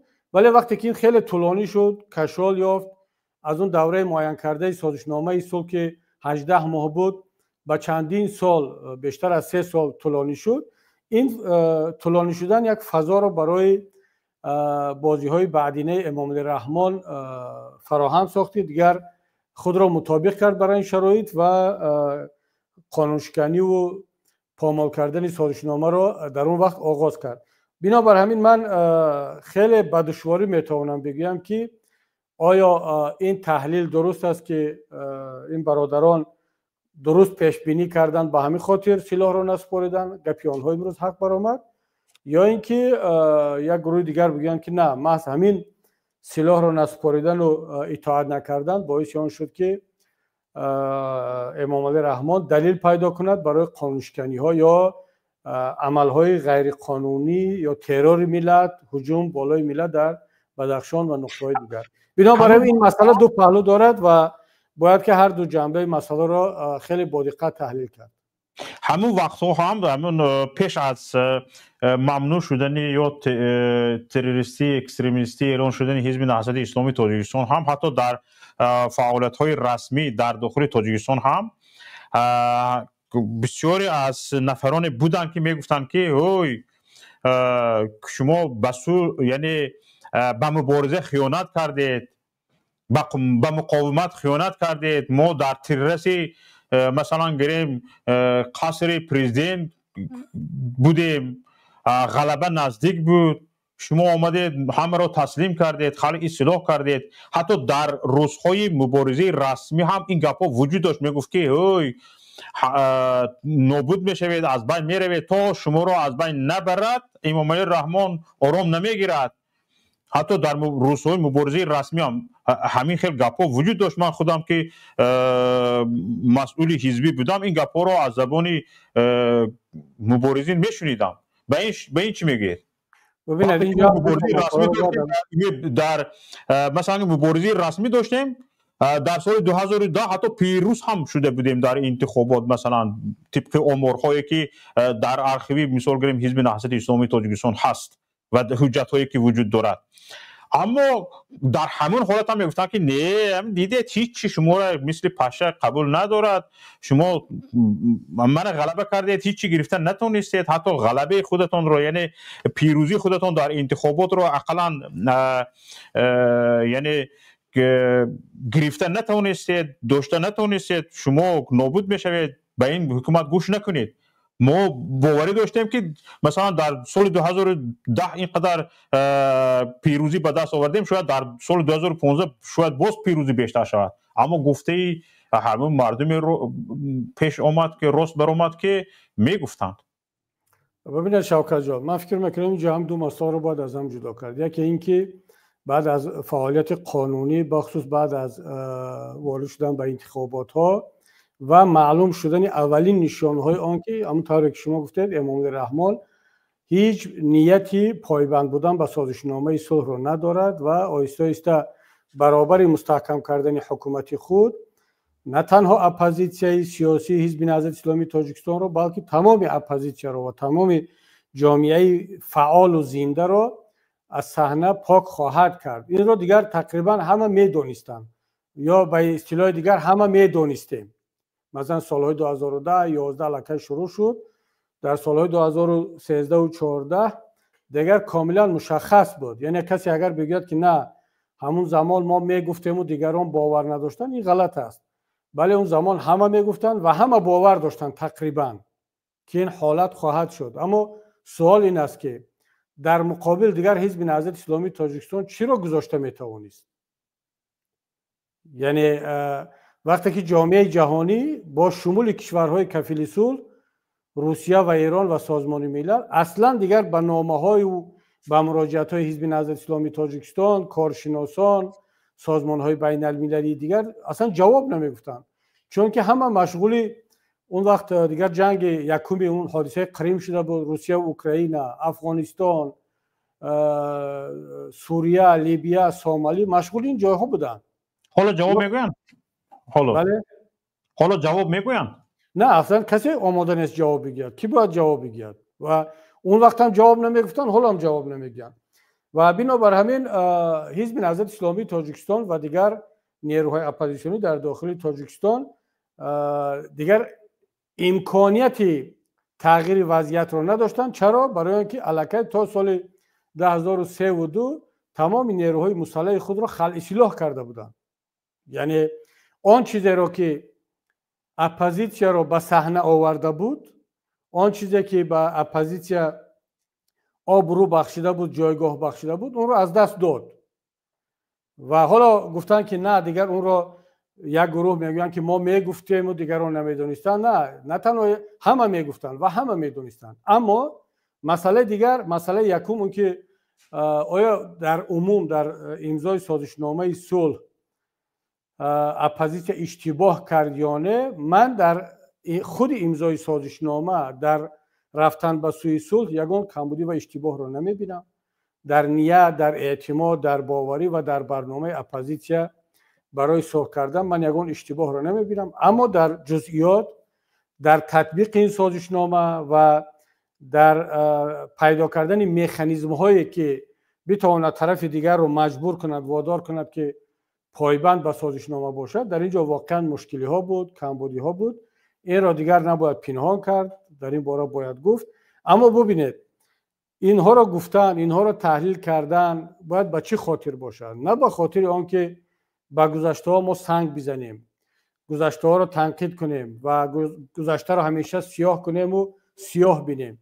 حالا کاری شده شد، باید که به نیت خیر، به ملت دوستی رهبریت گذشته باید احترام گذاشت، زحمت و تلاش های خوبی آنها را باید اجر گذاشت و اعتراف کرد. بله با نشان دادن یا قبول کردن آن بعضی کمبودی‌هایی که در این مسیر رخ داده بود. اما تحلیل این وضعیت، گفتن این کمبودی ها نباید به خاطر سیاه کردن باشد، بلکه برای عبرت، برای اصلاح وضعیت در آینده و از همه مهمش برای ناافتادن بار دیگر در چنین حالت است که من فکر میکنم که اپوزیسیون تاجیک علاقه از این کمبودی ها، از این وضعیت عبرت کافی و لازمی را گرفته است و باید تلاش خود را تا حدی اکثر کند که دیگر هیچگاه با چنین حالت روبرو نشود.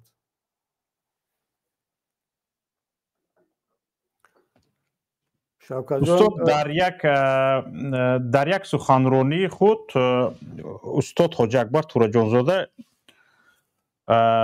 گفتند که این در زمانهای صلح، در زمانهای فعالیت رسمی حزب نهضت اسلامی تاجیکستان علیه بعد برگشت به تاجیکستان بود، گفتند که یک حرکت سیاسی که اگر قوه نظامی نداشته باشد گپش رو هیچ کس گوش نمیکند. مگر همین شما نبودید که مثلا قوه نظامی رو برهم داده بودید و خود استاد حاج اکبر تورجانزاده هم در تمام مذاکرات صلح، در تمام خلع سلاح حضور داشتند و حتی مثلا گریم از همون 30% استفاده کرده بودند و معاون اولی وزیر هم شده بودند. به فکرم وزیر کارهای خارجی بود، معاون اول سروزیر جمهوری تاجیکستان بود. معاون اول بله ببخشید، معاون اول سروزیر جمهوری تاجیکستان شده بودند و چرا مثلا گریم همین چیزها رو میدونستید و مثلا حالا این سمت همین رهبری میراث به شما مانده است. حالا حاج اکبر تورجانزاده در روبروی من نیستند، در روبروی من شما هستید، باید به این سوال شما جواب دهید که حالا برای چی شما میدونستید و مردم رو آوردید خلع اصلاح کردید؟ حالا این سوال شما با من است یا با استاد حاج اکبر تورجانزاده؟ همین خلاصه را داشتید شما، نفری که در تمام اکثریت مذاکرات نه فقط مثلا گریم اشتراک کردن، حتی رهبریش رو داشتن، این طور گفتن. ببینید متاسفانه دیگر استاد حاج اکبر تورجانزاده در شرایطی نیستن که به این سوالهای شما جواب بگن. واقعا وقتی که منم این صحبت رو گوش کردم، همین سوال در ذهن من به یک شکل دیگر پیدا شد که آیا این یک نمود اعتراف به فعالیت‌های خود رهبریت اپوزیسیون در اون زمان هست؟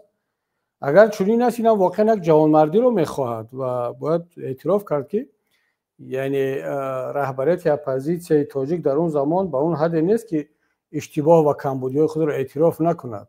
ما اگر این رو همچون یک به زبان روسی ساماکریتیک اگر قبول کنیم، خود تنقید کنیم، این هم یک پدیده مثبت است. اما شاید که استاد تورجانزاده در اون وقت، حالا وقت این صحبت رو میکرد، منظورش این بود که یعنی دیگران شاید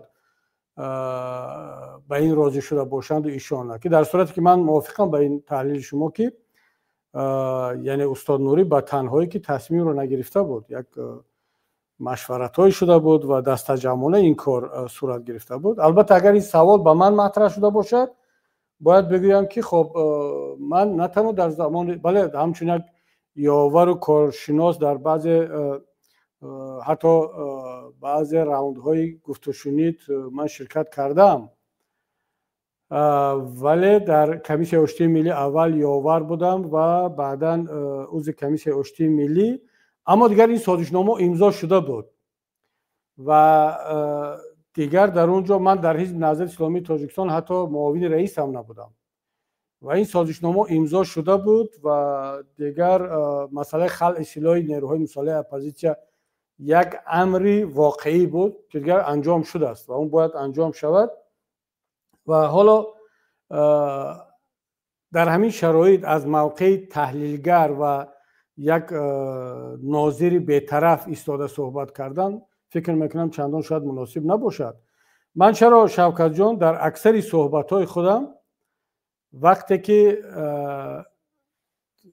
پهلوی مثبت فعالیت رهبریت اپوزیسیون در گذشته تحلیل کرده می شود و آن اشاره به آن می شود، من دیگر میگویم که در اونجا نبودم.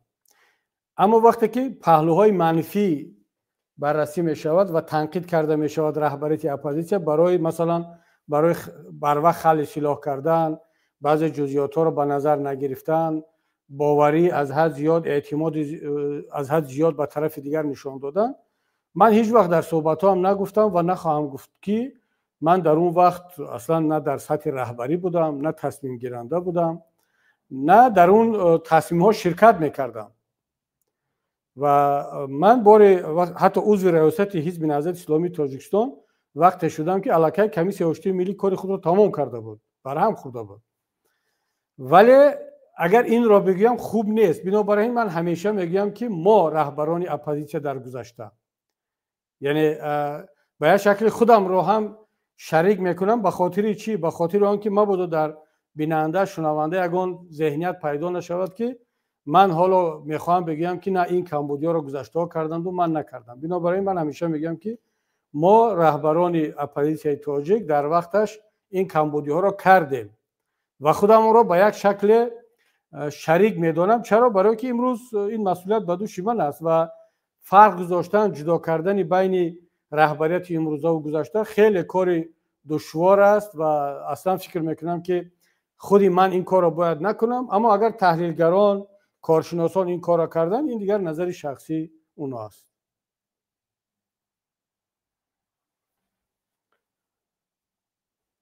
شوکت جان مثل که صدا تا نیست. صدای شما به فکرم صحبت استاد تراجده را مونده، صدای اونو من نمیشنم.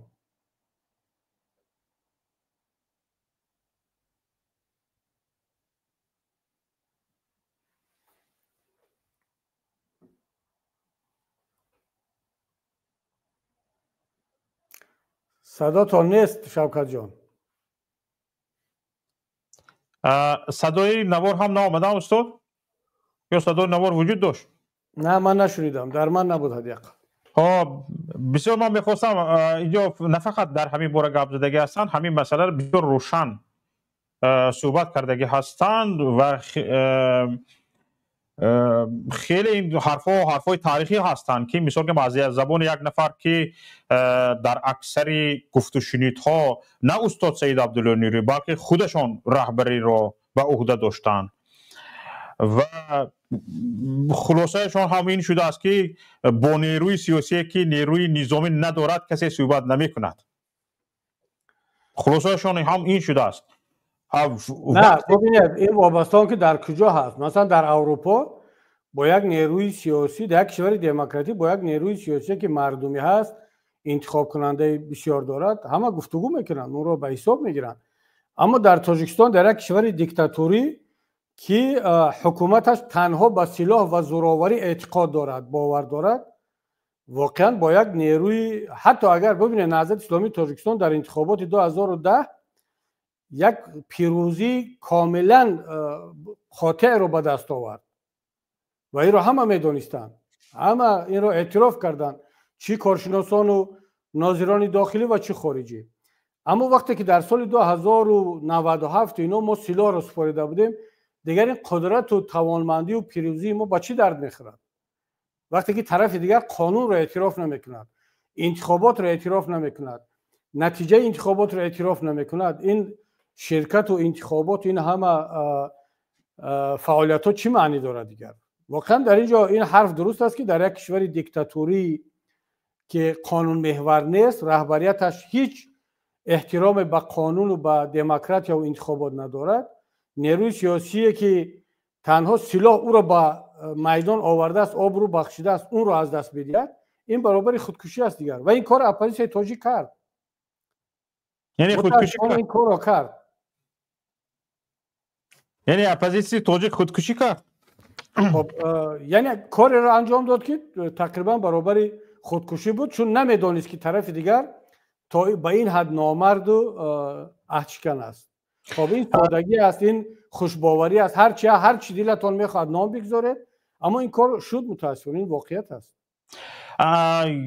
یک سوال استاد، یعنی حالا از زبان بزرگان هم این خلاصه شده است و این خیلی گپ ها بسیار سر زده شده است که تمام مبارزه های مشروعی که باید به طور آسایشته میشد گذشت حالا حزب نهضت اسلامی تاجیکستان یک قنات پیمان ملی تاجیکستان است و پیمان ملی تاجیکستان دعوای این را دارد که همین حکومت ظالم را سرنگون میکند و یک حکومت مردمی به تاجیکستان میبیارد. حالا خلاصه پیمان ملی تاجیکستان چه شده است؟ یعنی مبارزه مسلحانه دست میزند یا نه؟ یا ازوده این کار میبرد یا نه؟ ببین شوکت جان، پیمان ملی تاجیکستان، حزب نهضت و من فکر میکنم بیا دیگر خیلتر کرده گویم تا دست به مبارزه مسلحانه زدن چیکار خواهش مونده است که آن را انتظار است؟ بله من سوال شما را فهمیدم و یکم این که نباید وقتی که ملت میگیم پیمان ملی تاجیکستان یا نهضت اسلامی تاجیکستان همه ملت نیست و همه اپوزیسیون هم نیست. این یک. دیوم که باید واقع بینانه رفتار کرد. حرفی کلان زدن، دعواهای کلان کردن، این هم خودفریبی هست، هم ملت رو فریب کردن است. پیمان ملی تاجیکستان، نهضت اسلامی تاجیکستان، من باید خیلی شفاف و آشکار بگم، در چارچوب امکانیت ها و شرایط خود مبارزه میبرد. ما امروز در حال حاضر امکانیت و شرایطی برگشتن به سلاح را نداریم. یعنی وقتی که در اروپا قرار داریم و خیلی دور از منطقه هستیم، آیا منطقی است ما از همین جا بگیم که پیمان ملی تاجیکستان یا نهضت اسلامی تاجیکستان برمیگردد به سلاح؟ خب وقتی که این حرف زده می شود، مردم فردا سوال میکنن کی برمیگردد؟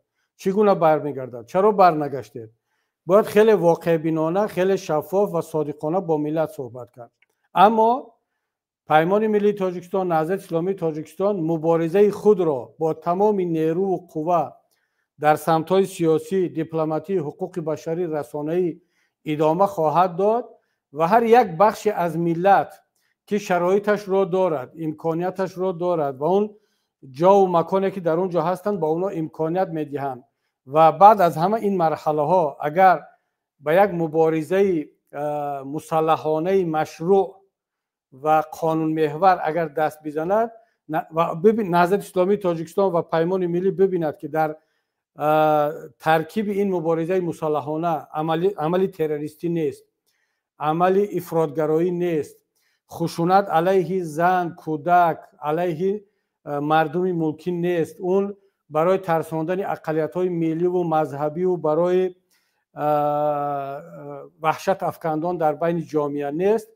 پیمان ملی تاجیکستان، نهضت اسلامی تاجیکستان و من مطمئنم که تمام ملت از این گونه مبارزه مشروع استقبال خواهند کرد و پشتیبانی خواهند کرد، چون مبارزه مسلحانه در حال حاضر برای تمام ملت هایی که دیگر امکانیت توسط مکانیزم های دموکراتی و انتخاباتی و غیر مسلحانه به پیروزی رسیدن و شرکت کردن در روند سیاسی رو از دست دادن، در اون کشورها این گونه مبارزه مشروع هست، قانونی هست و این را آیین‌نامه سازمان ملل اجازت میدهد، این را قانون‌های بسیار از کشورها اجازت میدهند.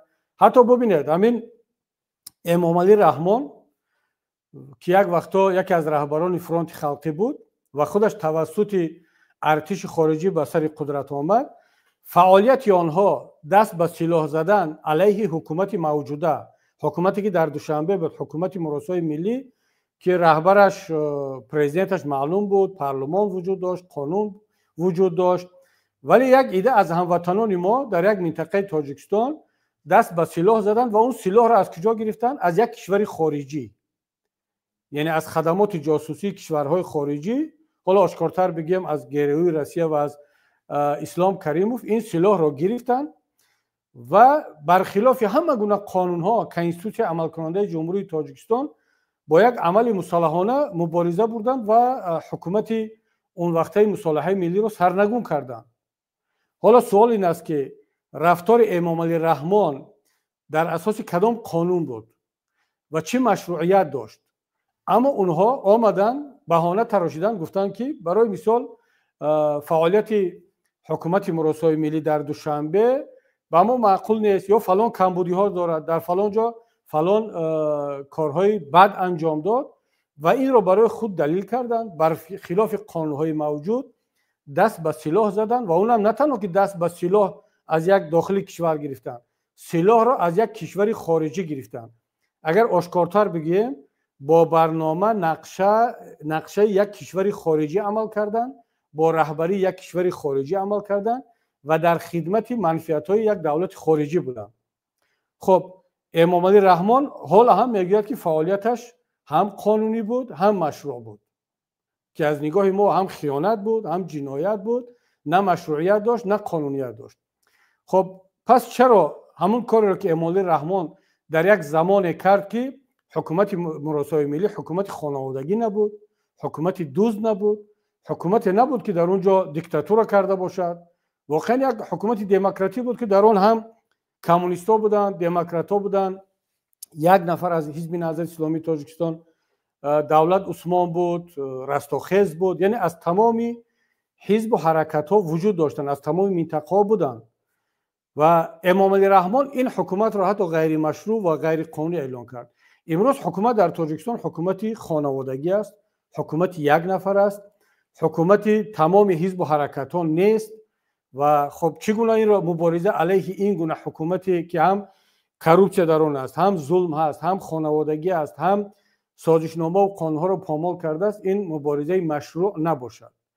بخصوص از آن که نیروهای مبارز دیگر نه اینکه یگان خواجه خارجی ندارند، دستنگری کدام کشور خارجی نیستند، بلکه آنها فقط با تکیه به خداوند، به ملت و به نیروی خود میخوان دست به مبارزه بزنند. امروز مثلا اگر اون وقت روسیه اون وقته و اسلام کریموف رحمان را با سلاح تامین کردن و اپوزیسیون تاجیک را افغانستان، استاد ربانی، احمد شاه مسعود، جمهوری اسلامی ایران و دیگران، امروز نه افغانستان، نه ایران، نه ترکیه، نه پاکستان، نه امریکا، نه اروپا، نه روسیه، هیچ کس در پهلوی اپوزیسیون تاجیک و ملت تاجیک نیست.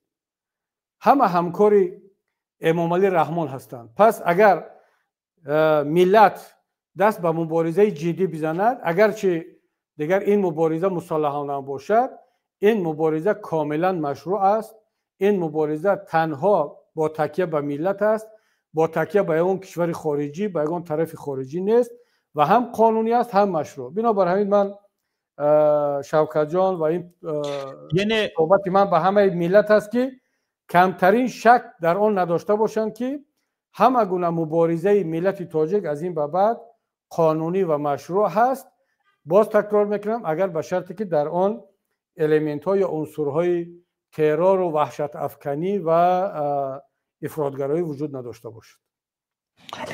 یعنی از این گفته شما برمی آید که حالا یعنی خودی پیمان ملی تاجیکستان این شرایط یعنی مبارزه مسلحانه رو ندارد، اما پیش از این مثلا گریم دعوت های وجود دارد که مثال گریم ما هم بعضی در برنامه هامون در این باره صحبت میکردیم، مثلا گریم انقلاب یا اینکه تظاهرات به میدان برآمدن ها، وقتی که ما به هر حال برای بیداری مردم میگفتیم که باید انقلاب کرد، باید تظاهرات کرد، به میدان ها ریخت، به میدان ها برآمد. حالا دیده برآمده ایستادیم، تحلیل ها نشون داده ایستاده است که همین حکومت زبانی همین خیلی یک بی‌سلاح را، مردم بی‌سلاح را نمیفهمد. تو در گفته ایستاده است خودش که تا در دستت سلاح را نبینم من تو را قبول ندارم، گفتی استاد حاج اکبر تورا جانزاده.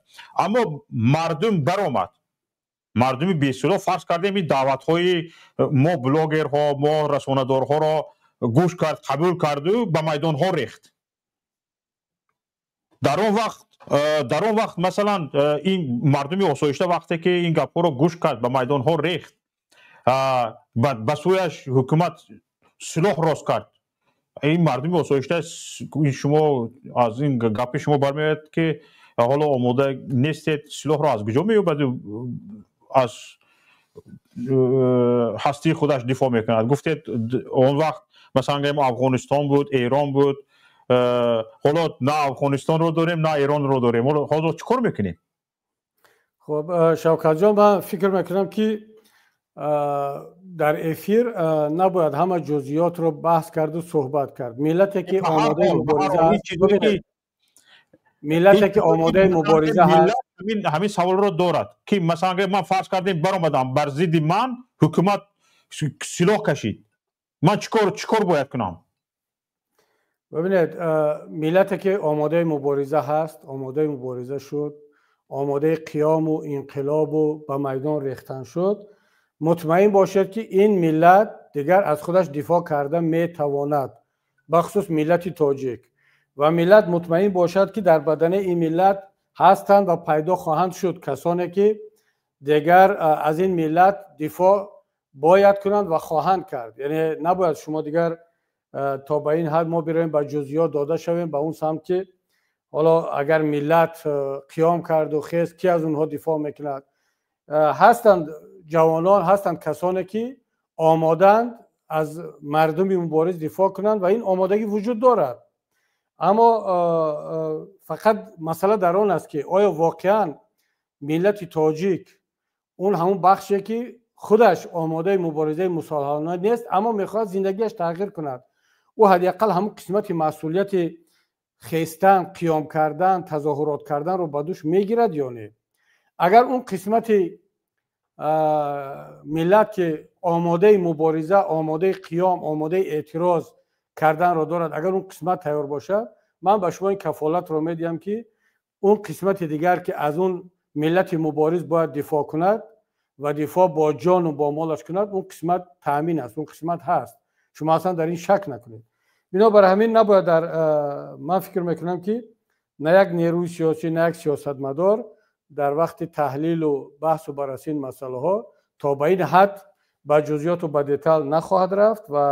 ولی شما حق دارید سوال کنید. من منظورم از اون که من اینو به خودم گفته ایستادم که نباید تا به این حد به جزئیات و به دیتیل رفت. اما یک نکته دیگر اونجا میخواستم با شما بگم که چون چند بار از استاد حاج اکبر تورجانزاده اقتباس آوردید و نام ایشان رو چند بار گرفته، من یک خواهش میکنم استاد حاج اکبر تورجانزاده و باز چندین نفران دیگر در داخل تاجیکستان، اینا کسانی هستند که زحمت و تلاش خود را کردند، خدمت خود را به ملت کردند و امروز در یک شرایط بسیار دشوار قرار دارند به مثل یک اشکی در بالای میژه. و ما تجربه تلخی را داریم از دیگر سیاستمدارانی که مثل سید جعفر عثمان و شاکر جان حکیم و دیگران که گاه یک مصاحبه های میدادن و در بعض تحلیل‌ها نام ایشان هم ذکر میشد چی مصیبت را حکومت به سر آنها آورد. و نکنیم که با این اقتباس ها، با این آوردن نام بعضی از کسان دیگر آنها را در یک شرایط دشوار قرار بگیریم و باور کنید همین گرفتن نام و اقتباس ها آوردن برای یک حکومت دیکتاتوری کافی است. منتظر همین حالت هستند که بعضی ها را اذیت کنند و خدای نکرده با آنها یگان آسیبی را برسانند. چون این ماشین رپرسیوی حکومت، این مکانیزم همیشه در حال چرخیدن هست. یک وقتی که مثل همون کمبین خوراکش نهضت اسلامی تاجیکستان بود، بعد احزاب دیگر، بعد رسانه ها، ادوکات ها، بلاگرها شد، بعد آیسیاس آمد دیگر سری خودش رو خورده ایستاد از طرفداران خودش رو. اگر ما کمترین بهانه رو به دست آنها بدیم، مثلا نام چند از نفرها رو بگیریم بسیار، من فکر میکنم که دیگر اون مکانیزم، اون ماشین رپرسیوی حکومت در یا زود دنبال اون بزرگان هم خواهد رفت. و من فکر میکنم که در این مسئله مسئولیت ما این است که خیلی آگاه باشیم و اگر کمک خدمتی به این شخصا در داخل کشور کردن نمیتونیم، حداقل تلاش کنیم که آسیبی نرسد. بسیار خوب استاد، من این سوال را برای اون دادم که به ما هم بسیار داده شده بود و همچنین وقتی که من در همین باره معلومات میجستم به دکلراسیون آلژیر شناس شدم که سال 1976 قبول شدگی است.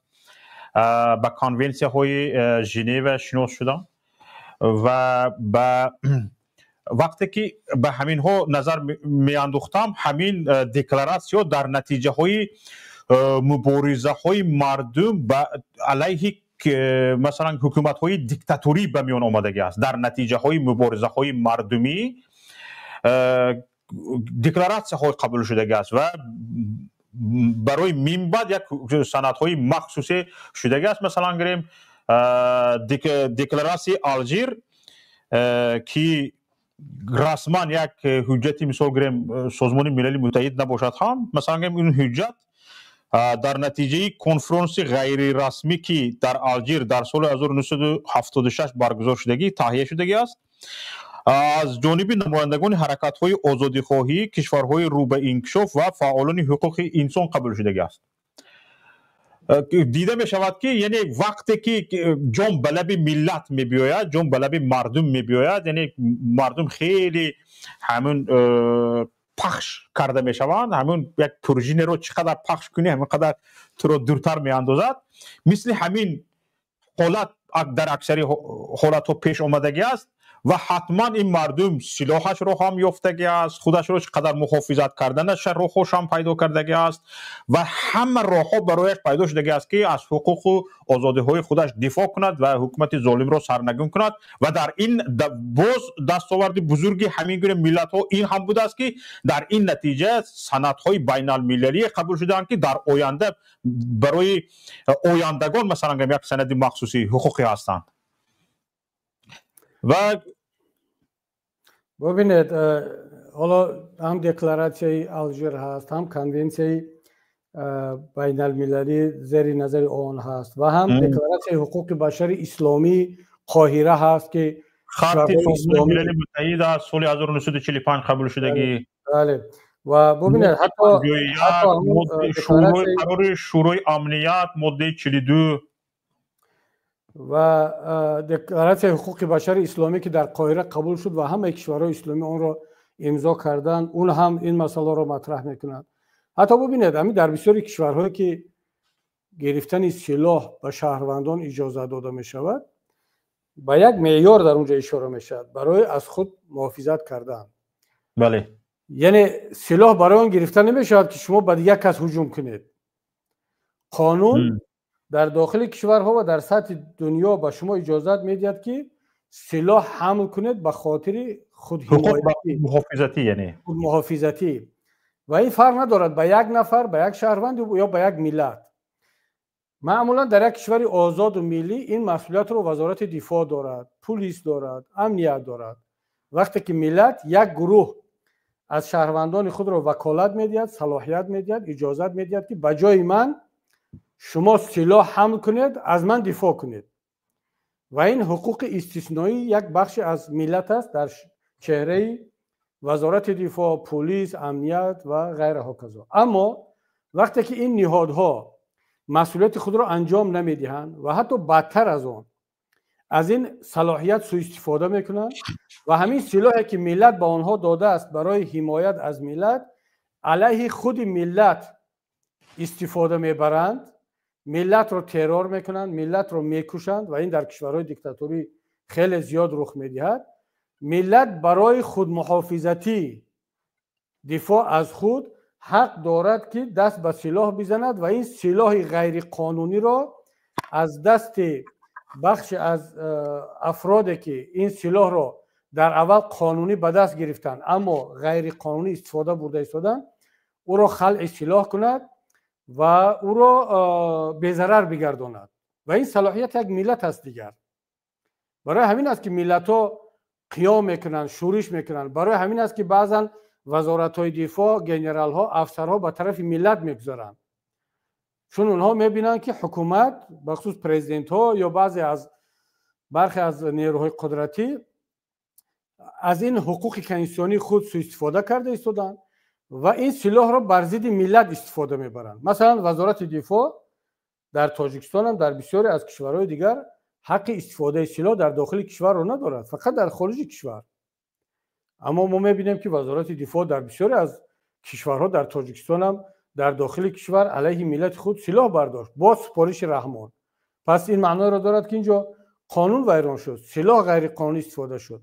اینجا ملت دیگه حق دارد که از خود حمایت کند، دست به سلاح بزند. اما مسئله این است که آیا مثلا اپوزیسیون سیاسی تاجیک در خارج در اروپا این توانمندی، این آمادگی را دارد یا نه؟ چرا ما باید حرفای بزنیم که در توانمون نیست، این شرایط رو نداریم و امکاناتش رو نداریم، بلکه با این مطرح کردن این حرفا کسانی را که می توانند این مسئولیت رو به دوش بگیرند و باید هم بگیرند، اونها رو از این مسئولیت دور میکنیم و اونها با امید مبارزین در اروپا میشوند و فکر میکنن که مبارزین در اروپا دست به این کار خواهند زد. نه، این کار رو باید کسانی کنند و مسئولیتشون است که در منطقه هستند، نزدیکتر هستند. اما اینجا یک نکته رو میخواستم با استفاده از این فرصت شرح بدم که پیمان ملی تاجیکستان، نهضت اسلامی تاجیکستان یک مسئولیت بسیار کلانی رو بر دوش دارند که این مسئولیت کمتر از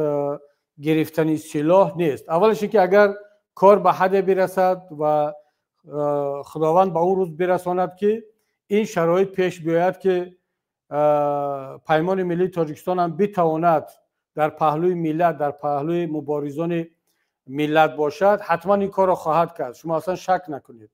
یعنی پیمان ملی تاجیکستان آماده مبارزه با تمام شکل‌هاش هست، اما فعلا تمرکز بالای آن کارهایی میکند که امکانش را دارد از دستش بهتر میاد. این کارها چی است و چرا من میگوید که اهمیتش و تاثیرش از مبارزه مسلحانه کمتر نیست؟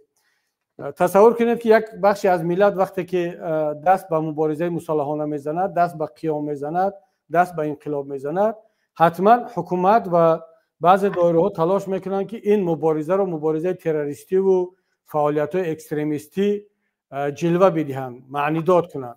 و وظیفه ما این است که در همکاری با سازمان های بین المللی، جامعه جهانی، کشورها اونها را متقاعد کنیم که نه، مبارزه ملت تاجیک از آن جمله مبارزه مسلحانه هم در چارچوب قانون‌های بین المللی هست، یک مبارزه مشروع هست و دور از خشونت و از تروریسم هست، تنها به خاطر رسیدن به عدالت است، مثل تمام ملت‌های دیگر که در گذشته و امروز هم برای رسیدن به حق خود دست به مبارزه مسلحانه زده ایستادند.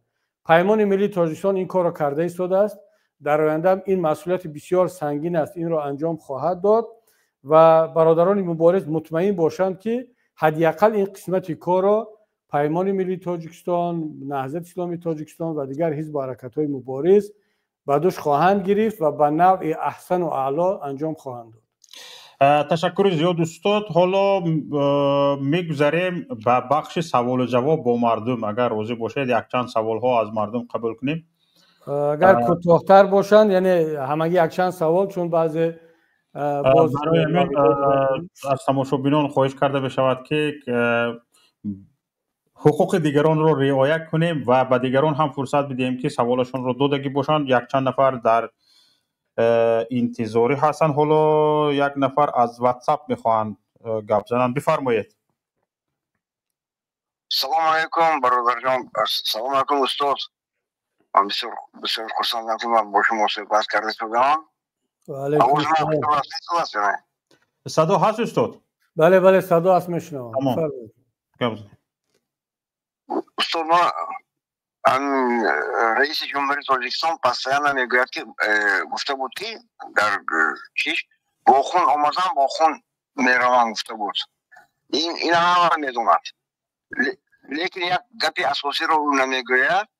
گپی اساسی که او باید گوید این گپ رو. با خون آمدن با خون میروم گفتن نکن، با بدستی گفتن نکن، با دست روسا آمدن با دست روسا میروم گفتن نکن. این گپ رو هم او باید گوید، چونکه با دست روسا آمدگی است. با دست اجنبی رو هم ازبکستان هم هجوم کرده بود. این با پرکسی یلتسین شده بود. اون وقت یلتسین گفت که تیسم رزبریستم یستیچوی پاماگو گفته بود و کریموف زده در آمد چی کرد که برای همین ما باید مطمئن باشیم که راست با دست با خون آمدی با خون میری، با دست روسا آمدی با دست روسا میروی. البته این روسا هم بسیار آدمای کلان روسا که من بسیار وقت هم صحبت میشم در همینجا. ما یک چایخانه چی در خانه اینو یک صدام کمپروسی بسیار هم صحبت میشم. بگن که در لیستی چه نمیگوید و هم نظر حالا نگاه کنید. این خیلی نظرتون رو حتما بعد از سوال جواب با استاد حتما گوش میکنیم. شما اگر یکون سوال داشته که باشید به استاد گپ میزدید، به سوال شما جواب میگفتن، بعد اون این نظر شما رو ما فرصت میدادیم، شما بی‌ملال میگفتید. ما روسا رو کار فرمانده میتونم یا نه؟ در اینجا مثلا میتونم یا نه؟ بسیار سوال خوب است. ببینید دوستی عزیز، خب درباره آنکه او گفته است با خون آمدم با خون میروم، گفتم الکی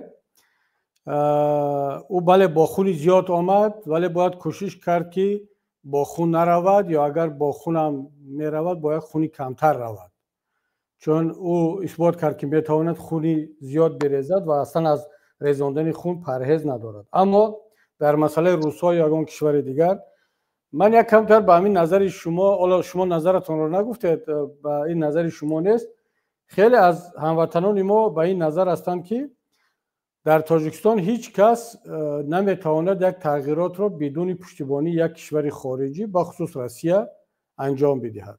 من به این فکر راضی نیستم برادر عزیز. نکته اول این که یگان کشور در منطقه، نه روس‌ها، نه افغانستان، نه ایران، نه امریکا و غرب و اروپا طرفدار آن نیستند که امام علی رحمان از قدرت برود. من این راش به شما با تمام مسئولیت میگویم. چرا طرفدار نیستند؟ چون که تمام این کشورها از امام علی رحمان هر چی بخواهند به دست آورده ایستادند. یعنی امام علی رحمان یک رهبر بسیار هم ادابنی به گفت روس‌ها برای رهبران کشورهای دیگر است. برای اروپا هم ادابنی است، هر چی از امام علی رحمان بخواهند به دست میارند، فقط بغیر از حقوق بشر. اروپا نمیتواند، امریکا نمیتواند از امام علی رحمان حقوق بشر را به دست بیارد، چون که اکثر کشورهای اروپایی و غربی هم حقوق بشر را تنها برای همون شعار استفاده میکنند. مثلا حالا با آمدن آقای ترامپ، اگر کسی فکر کند که ترامپ در فکر حقوق بشر در تاجیکستان است، یک خیال خام است. اصلا امریکا دیگر در این فکر نخواهد بود. چی رسد به روسا، چی رسد به ایران، چی رسد به ترکیه و افغانستان، اینها که اصلا اینا نه تنها در فکر تغییر وضع نیستند، بلکه همین امام علی رحمان با فایده شون است. هر چیزی که میخوان از اون گرفته ایستادن. روسا به پول بعضی 201 را برای 49 سال به پول گرفتن که یگانه بعضی روسیه است که در جهان به پول داده می شود، به پول داده شده است. یک تین هم نمیگیرن، فقط برای یک سال $1 که این مسخره بازی را بینید. یعنی رحمان گویا وجدانش را عذاب نداده است که من به پول ندادم، برای یک سال $1 میگیرن. و حالا افغانستان هم بالاخره از رحمان همه چی رو گرفته ایستاده است. من برق رو گرفته ایستاده است، راه باز شد، ترانزیت هست. خب امام علی رحمان حکومت طالبان رو اعتراف کند نکند، برای طالبان چی فرق دارد؟ طالب رو به این هم دنیا اعتراف نکرده ایستاده است. رحمان چی اعتراف کند چی نکند. بنابر همین من نظرم این است برادر عزیز که رحمان را یگانه طرف یا کسی که از قدرت دور کرده میتواند و باید بکند ملت تاجیک خودش است. اگر کسی این مسئولیت را به دوش روسیه و افغانستان و ایران و ترکیه و امریکا و حال یگان کشور دیگر گذاشتنی هست، پس بداند که مسئولیت خودش را به دوش همسایه گذاشته ایستاده. من اگر یگان وضعیت دیگر می بود، بله من میگفتم که بعضی کشورها شاید منفعت‌دار باشند که همکاری کنند با نیروهای مبارز، اما در حال حاضر ملت تاجیک باید تنها به خداوند به خودش تکیه کند و برادر این کار شدنی هست. من مخالفم با اون نظر بعضی‌ها که میگن اگر که روسیه، خیتای، افغانستان، مثلا ایران یا ترکیه اگر کمک نکنند، پس دیکتاتور از حکومت دور کردن امکان نداره. همونطوری که در سوریه اگر ترکیه کمک نمیکرد به هیئت تحریر شام، این کار نمیشد، یا در یگان جای دیگر در افغانستان مثلا اگر طالبان را پاکستان کمک نمیکرد.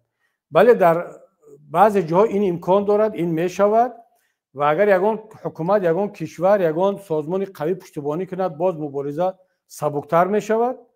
اما این معنی ندارد که اگر نکردن هیچ چیز امکان ندارد. این نکته را هم بگم برادر عزیز، حکومت تاجیکستان ضعیفترین حکومت در منطقه است. از لحاظ نظامی، از لحاظ مالی اقتصادی، از لحاظ طرفداری مردمی، از لحاظ ثبات داخلیش در داخل حکومت هم ضعیفترین حکومت است. شما تحلیل‌های تمام کارشناسان خارجی را بینید. روس‌ها هم گفته ایستادند که اگر در منطقه چی کاری شود از تاجیکستان شروع می شود. از قرقیزستان نمیگن، از ازبکستان نمیگن، از ترکمنستان نمیگن، فقط از تاجیکستان. غربی ها میگن چه حادثه در آسیای مرکزی شود در تاجیکستان میشود. دیروز من صحبت یک کارشناس ایرانی رو هم گوش کردم، بسیار صحبت خوب بود. به فکرم کانال پیام تیوی هم اون رو بازنشر کرد. بله. و دوستان ببینن حتی کارشناسان ایرانی هم به این خلاصه آمده ایستادن، ترکا همه کی ضعیفترین حکومت و ضعیفترین کشور تاجیکستان است، سرکوبگرترین تاجیکستان است، از همه بیشتر دارای پرابلم تاجیکستان است و از همه ملت آماده برای مبارزه ملت تاجیک است. از همه اپوزیسیون قوی‌تر و آماده برای مبارزه اپوزیسیون تاجیکستان است. این گپ به کسی معقول هست یا نیست، این واقعیت است. بنابر همین ما درست که یگان کشور یا یگان سازمان طرفدار نداریم، با گفت طرفداران حکومت خواجه خارجی نداریم و خدا را شکر که خواجه خارجی نداریم، اما یک خواجه داریم که اون ملت تاجیک است. ولی با وجود آن که هیچ کس را نداریم، باز تمام عامل ها و فاکتورهای لازمه برای از قدرت دور کردن یک خانواده ظالم، یک حکومت دیکتاتوری در تاجیکستان وجود دارد. تشکر زیاد. عثمان بفرمایید. سلام علیکم. و علیکم السلام. و علیکم السلام. خوب است ان شاء الله استاد. سلامت باشید. تشکر برادر. بفرمایید. یک سوال داشتم به شما. امروز یک نوار شما رو تماشا کردیم.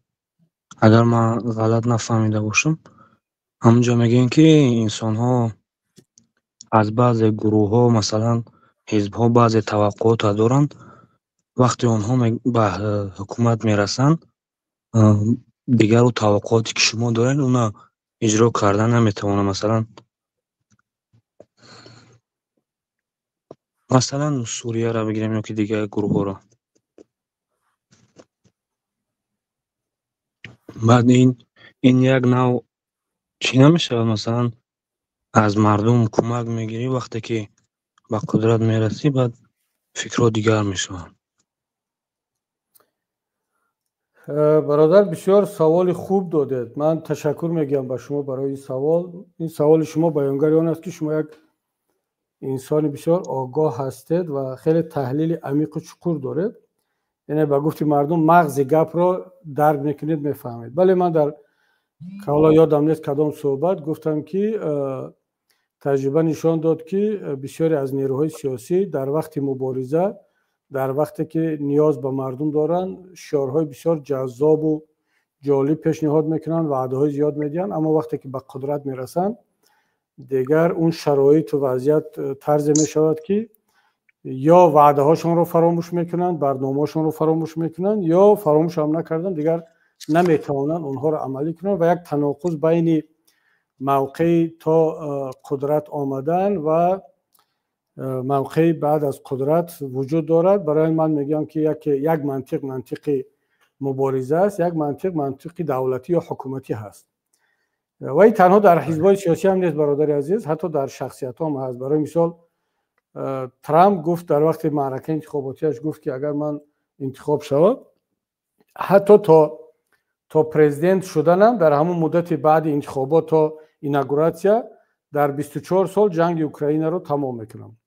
از انتخابات که ماه نوامبر بود 2 ماه زیادتر 3 ماه گذشت و اینک 2 روز شد در قدرت است.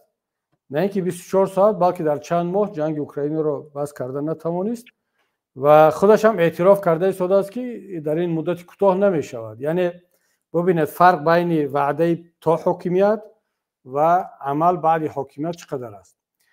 من بیشتر طرفدار آن هستم برادر عزیز که یک شخص، یک سیاستمدار و یک حزب سیاسی تا حد ماکسیموم تلاش کند که با مردم، با انتخاب کنندش، با ملتی که از او کمک میخواهد صادقانه رفتار کند، شفاف باشد، وعده های ندهد که از عهده‌اش نمیبراید، وعده های ندهد که بعد در وقت حکومت رسیدن اجرا کردن نمیتواند و مردم را در یک حالت فریب خوردگی قرار میدهد. معمولا عمر این گونه حکومت ها طولانی نخواهد بود، باز همون ملت بر ضد و انقلاب خواهد کرد و این حکومت مجبور می شود که یا این حزب سیاسی مجبور می شود که برای اینکه باز قدرت رو نگه بدارد چون وعدهش رو اجرا نکرد از روش‌های دیکتاتوری استفاده برد، باز سرکوب کند مثل حکومت‌های دیکتاتوری دیگر. اما یک حکومتی که یک نیرویی که میخواد در سر قدرت طولانی بماند، مردم رو فریب نکند و از مردمش نترسد، باید همون چیزی رو وعده دهد که بعد از سر قدرت آمدن اجرا کرده میتواند. بنابر همین من همیشه در حزب نهضت در پیمان با برادران میگم که در وقت صحبت با مردم بسیار از احتیاط کار بگیرید. مثلا مثل ژیرینوفسکی که رفتار نکنید که میگفت که من پرزیدنت شوم، هم بیوزن‌های روسیه رو با شوهر تامین میکنم و هم مردهای بیزن رو با زن، و همه پیوی بی پول، با الکلیکو شرابی بی پول، نمیدونم با استودنتو ابشیجیتی بی پول، استیپندی زیاد. طبیعی است که دیگر این دروغ است. البته یک قسمی از مردم همیشه این که وعده‌های دروغ رو دوست می‌دارند، باور میکنن، چون میگن خاطره مردم کوتاه است. اما سیاستمدار جدی باید مردم رو فریب نکند، چون اکثریت مردم آگاه هستند، تحلیل میکنن، مقایسه میکنن و این گونه فریب ها رو زود آشکار خواهند کرد. همین از برادر عزیز که من تلاش میکنم در صحبتایم با مردم نه یک انقلاب وعده هم که بعد از انقلاب دیگر همه چیز خیلی آسان به دست می آید. مثلا قشر دینی جامعه تصور کند که بعد از انقلاب حتما شریعت تطبیق می شود و یک دولت اسلامی می شود. قسم دموکرات یا لیبرال جامعه باور کند و اون وعده دیم که نه، ما که آمدیم در اونجا یک حکومت دموکراتی لیبرالی می شود که مثلا معیارهای مثل که در اروپا هست، یک آزادی‌های بی بند و باریک است، این هم می شود. مثلا با مسیحیان یک وعده، با مسلمانان یک وعده، با زرتشتی یک وعده دیگر، فقط به خاطر جلب کمک مردم. من فکر میکنم که هم خود فریبی هست، هم ملت فریبی هست. ما باید واقعیت ها رو اعتراف کنیم، واقعیت ها رو بگوییم.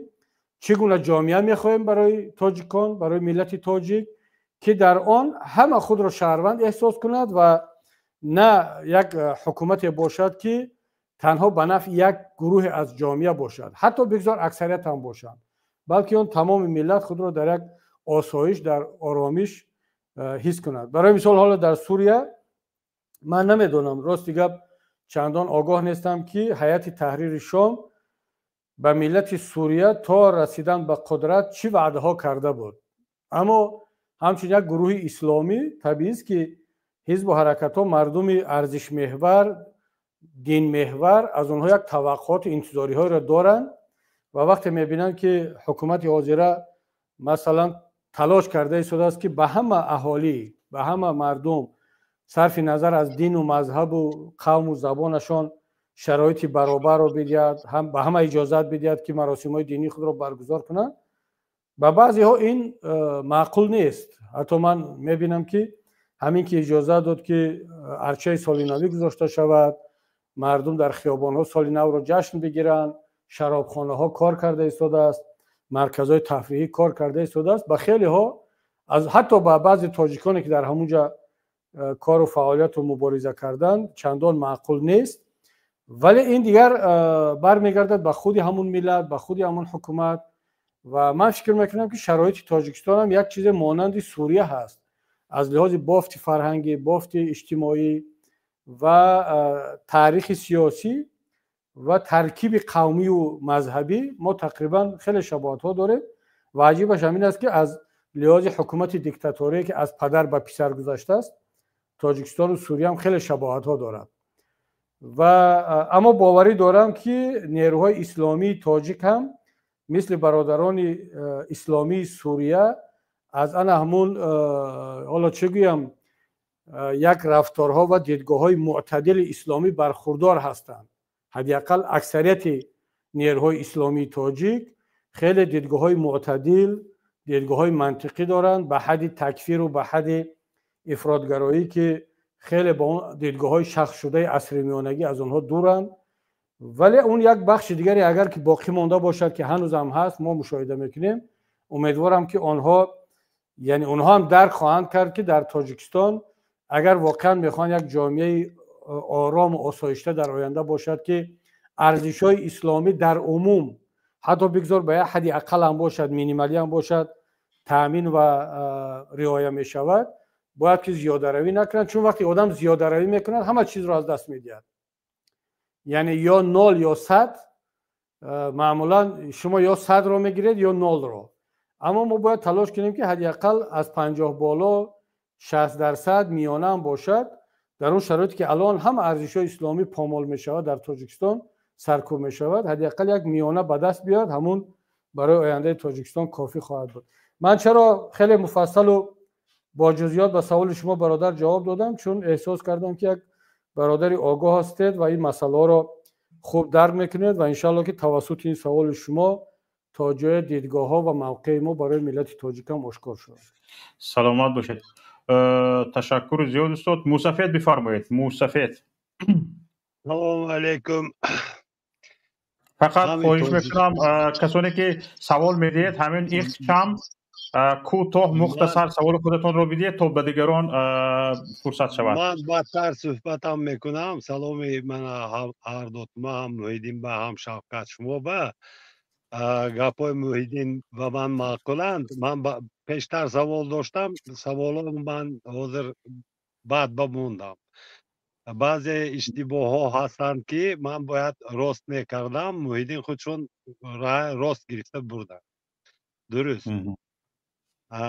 مردم از باوری برآوردن در کار نیست، مردم دروغ گفتن در کار نیست. مردم باید حقیقت باور کنند که همین مردک گپی حلال گفت، باید همین کار شود. و یک کس یک چیزی زیاد وعده کردن در کار نه. فقط در درون تاجیکستان از کسی امیدوار نباشید که شما دستگیری میکند. اول خود شما، خود مردم باید تیار باشند. این درست. سوالدار و سوال شتیت بعد من قطعی مردم صحبت میکنم. شفقت. یک نفر از واتساپ زنگ زدن بفرمایید.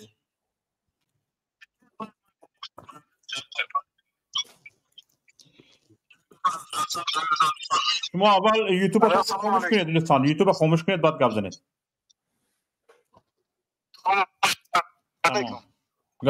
سوالتون رو بدید. من محیدین کبیری من سوال داشتم. همون روزی که در روز شهیدان هینی شما وقتی جمع شده بودن محیدین کبیری صحبت کرد، در همونجا گفت که در سالهای میم بعده وقتی همین گونه جشن میگیرید دیگرها رو هم در همینجا جمع کنید. آیا جناب کبیری حالا به این نزدیک ها برگشتنی نیستن؟ این یکم سوال. دوم سوال من همین که همین جناب محیدین کبیری مقصد در تجارت موفق بود، در تجارت موفق بود، چندین سال مقصد تا میلیونر شدن هم تا رفت تا جای ما معلومات دارم. مقصد در سیاست 30 سال شد، در سیاست 30 سال شد. شاید خود شخصیت همین کس با همین سیاست هایی که در تاجیکستان راستگار است مثلا عمل میکنن، مطابقت نمیکنند، یا که همین سیاست هایی که زمین میکنن مثلا فقط از روی خوبی، از روی قانون، عدالت، از این گذشتن از اون گذشتن فکر نمیکند که همین اشتباه بود. همین سیاست هایی که همین میکنند حالا هم همین سیاست ها میکنند، برای که انقلاب نکردند وقتی در داخل بودند مقصد همه را بستند، محکم کردند، کدام میتونست جان به سلامت در اروپا برد.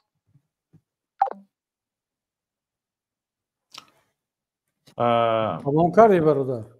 به فکرم تمام نکردند و خاموش شد یا همین دو تا سوال دادن. بله شاید اشاره ایشان من درست نفهمیدم. اشارهشان با اون بود که ما در ورشا همین چهاربینی اخیر رو گذروندیم. اشاره به همون بود نه به فکرم؟ بله اشاره کردم، گفتن که در یاد بود شما گفتید که سال آینده هم همین جشن رو یعنی همین گونه چیها در سال آینده هم شود و بیشتر مثلا گریم در این باره صحبت ها شود.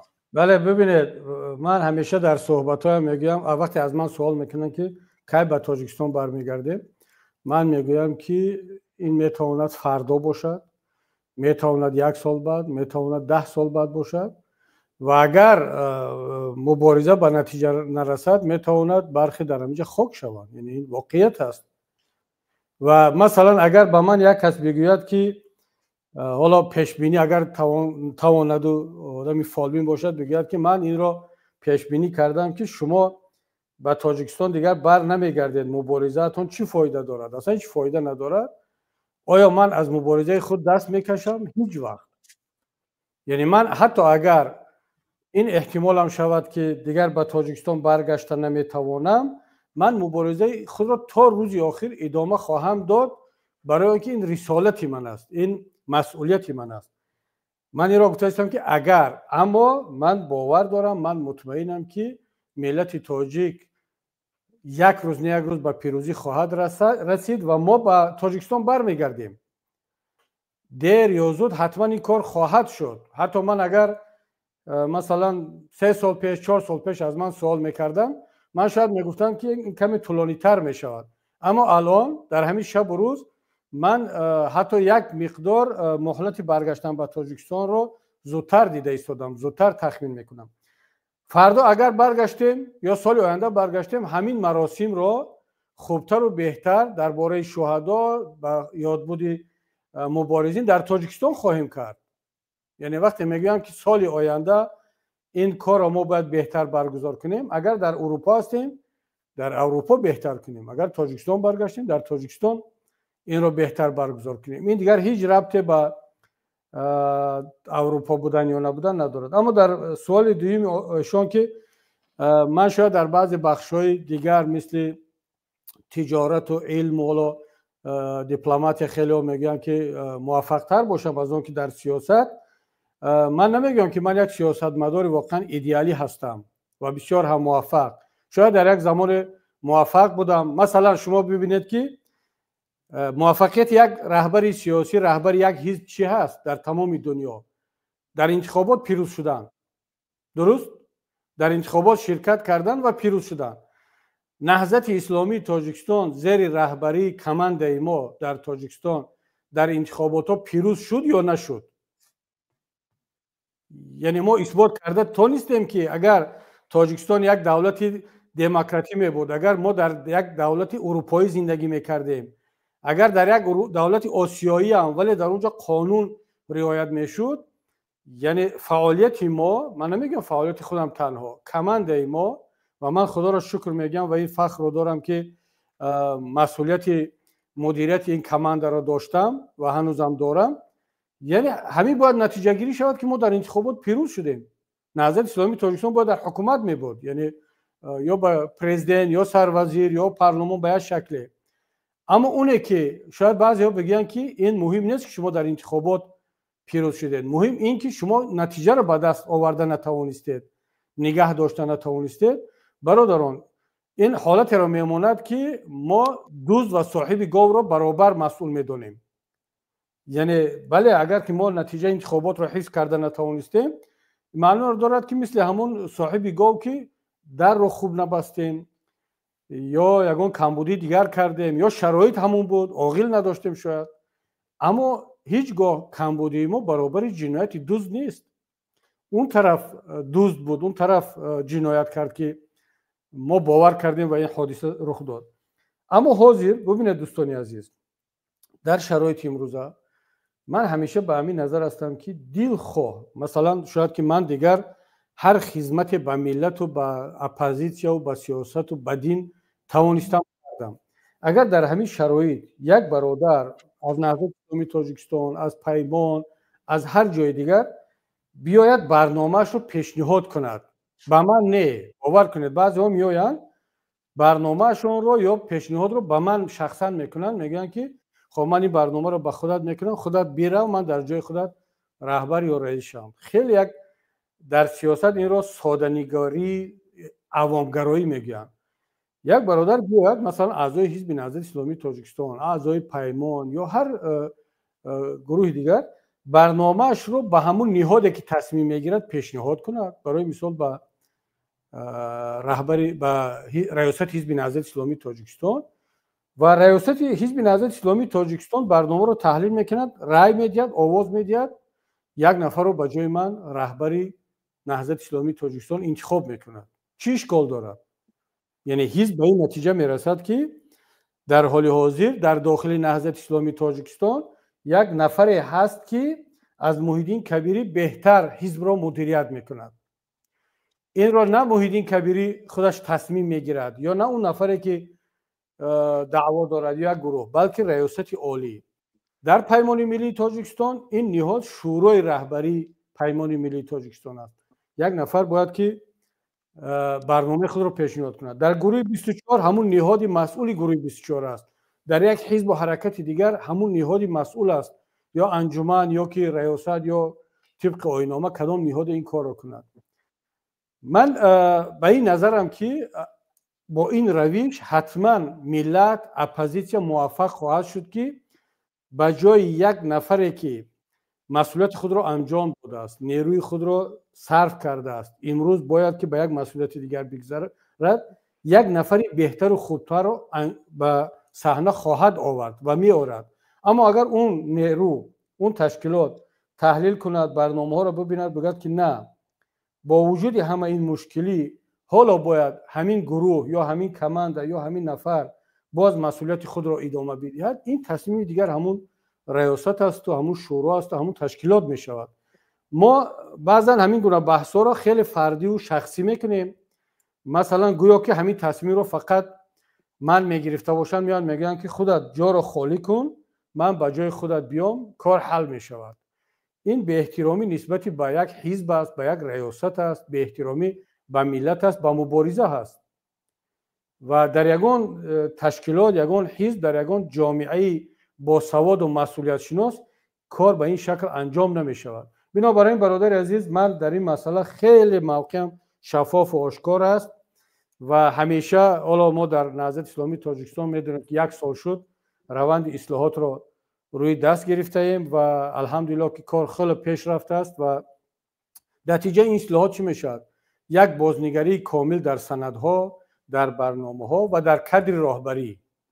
و نهضت اسلامی تاجیکستان خودش تصمیمش رو میگیرد که در این مرحله بعدی کی باید که مسئولیت را داشته باشد. و واقعا من این را بگم که هیچ نیروی، شاید این برای مقایسه با دیگر نیروها نیست، اما هیچ نیروی در تاریخ این 30-40 سال اخیر تاجیکستان مثل نهضت اسلامی تاجیکستان با یک روش منطقی و دموکراسی داخلی کارهایش را پیش نبرده است. واقعا من از کارهایی که اخیراً برادران گروه 24 تصمیم گیری کرده ایستادن خیلی خوشم میآید و خیلی تحسین میگن که واقعا خیلی شفاف و منظم هست و انشالله باور دارم که با این تجربه در آینده تبدیل به یک نیروی بسیار هم منظم و متشکل تبدیل خواهند شد که این دیگر همین روش به بدن تمام حزب و حرکت‌های دیگر هم می رود و نهضت اسلامی تاجیکستان همین تجربه رو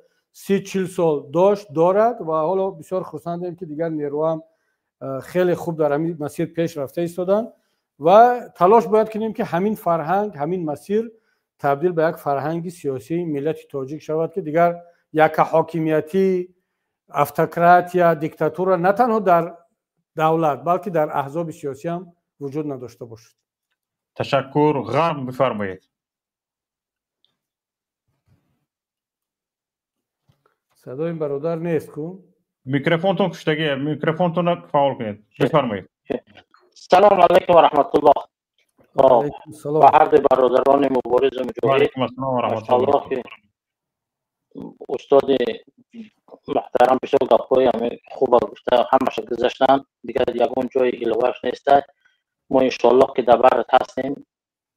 خب سوال داشتم استاد که همه تجربه همه پیشتر از سال 90 اگر نگاه کنیم تو این 2010 2005 2009 خب مثال همون گروه مخالفان مثال مجاهدان نکی بودن مثال همه کنترلی نهضت می برمدن دست به مثال کارهای می زدن که امنیت مردم بسیار مردم غم می دادن. مثال همه یگون مکانیزم خود شما تیار کردگیه که بعد مثال انشالله به نتیجه که رسیدیم یک سلاح بعد از که پیدا می شوند مثال همه خطر مردم عادی زیر مثال امنیت مردم زیر خطر مردم مطمئن باشند مردم وایبتی باوری بکنونه که مثال همه وقتی که ما که آمده همه طریقه ما جبرانی رفتن مثال مردم به تشویش باوری کردن که همه انسان ها وحشیگری نمیکنن مثال طرفدار شدن مثال در زمان مجاهدا من خدمت یکی از زمان اعضای آوردم مثال همه اکای رادنای خدمت همه یک مجاهد برنامه اومده با همین پیستوله قطعا در طول سر زده بوده چند تا تیر باز همون برادر ربنای خدمت که میگم که ما همه میخوایم انقلاب کنه میگن نه نه نه همه امامعلی رحمان شما تا خوبتر هست برای چی برای این شیشتگی احوال آن که من هم برادر ربنای خودم متقاعد کردن از تونسیت شدم که ما دیگر نیت داریم مثل یکون مکانیزم را یکون آمادگی هست که مثل با فرد هر یک سیلا بردست با مثل ظلم و جرم بر نکنه نسبت همین ملت مظلوم. بله برادر عزیز بسیار سوال خوب مطرح کردید. من فکر میکنم که همین مسئله برای ملت تاجیک بسیار مهم است. چرا؟ برای آنکه ملت تاجیک یک بار از دست سلاح بدستان هر دو طرف بسیار اذیت شد. من در کمیسیون آشتی ملی وقتی که کار میکردیم تقریبا روزی نبود که از مردم از دههای اطراف یک شکایت به کمیسیون آشتی ملی نرسد که مثلا فلان گروه مسلح در آمدن مردم را غارت کرده ایستادن و یک گروه از حکومت از مثلا بتالیون فلان کماندیر یک گروه از نیروهای اپوزیسیا و حالا شما مثال از برادر خودتون آوردید. من از خانواده خودمون هم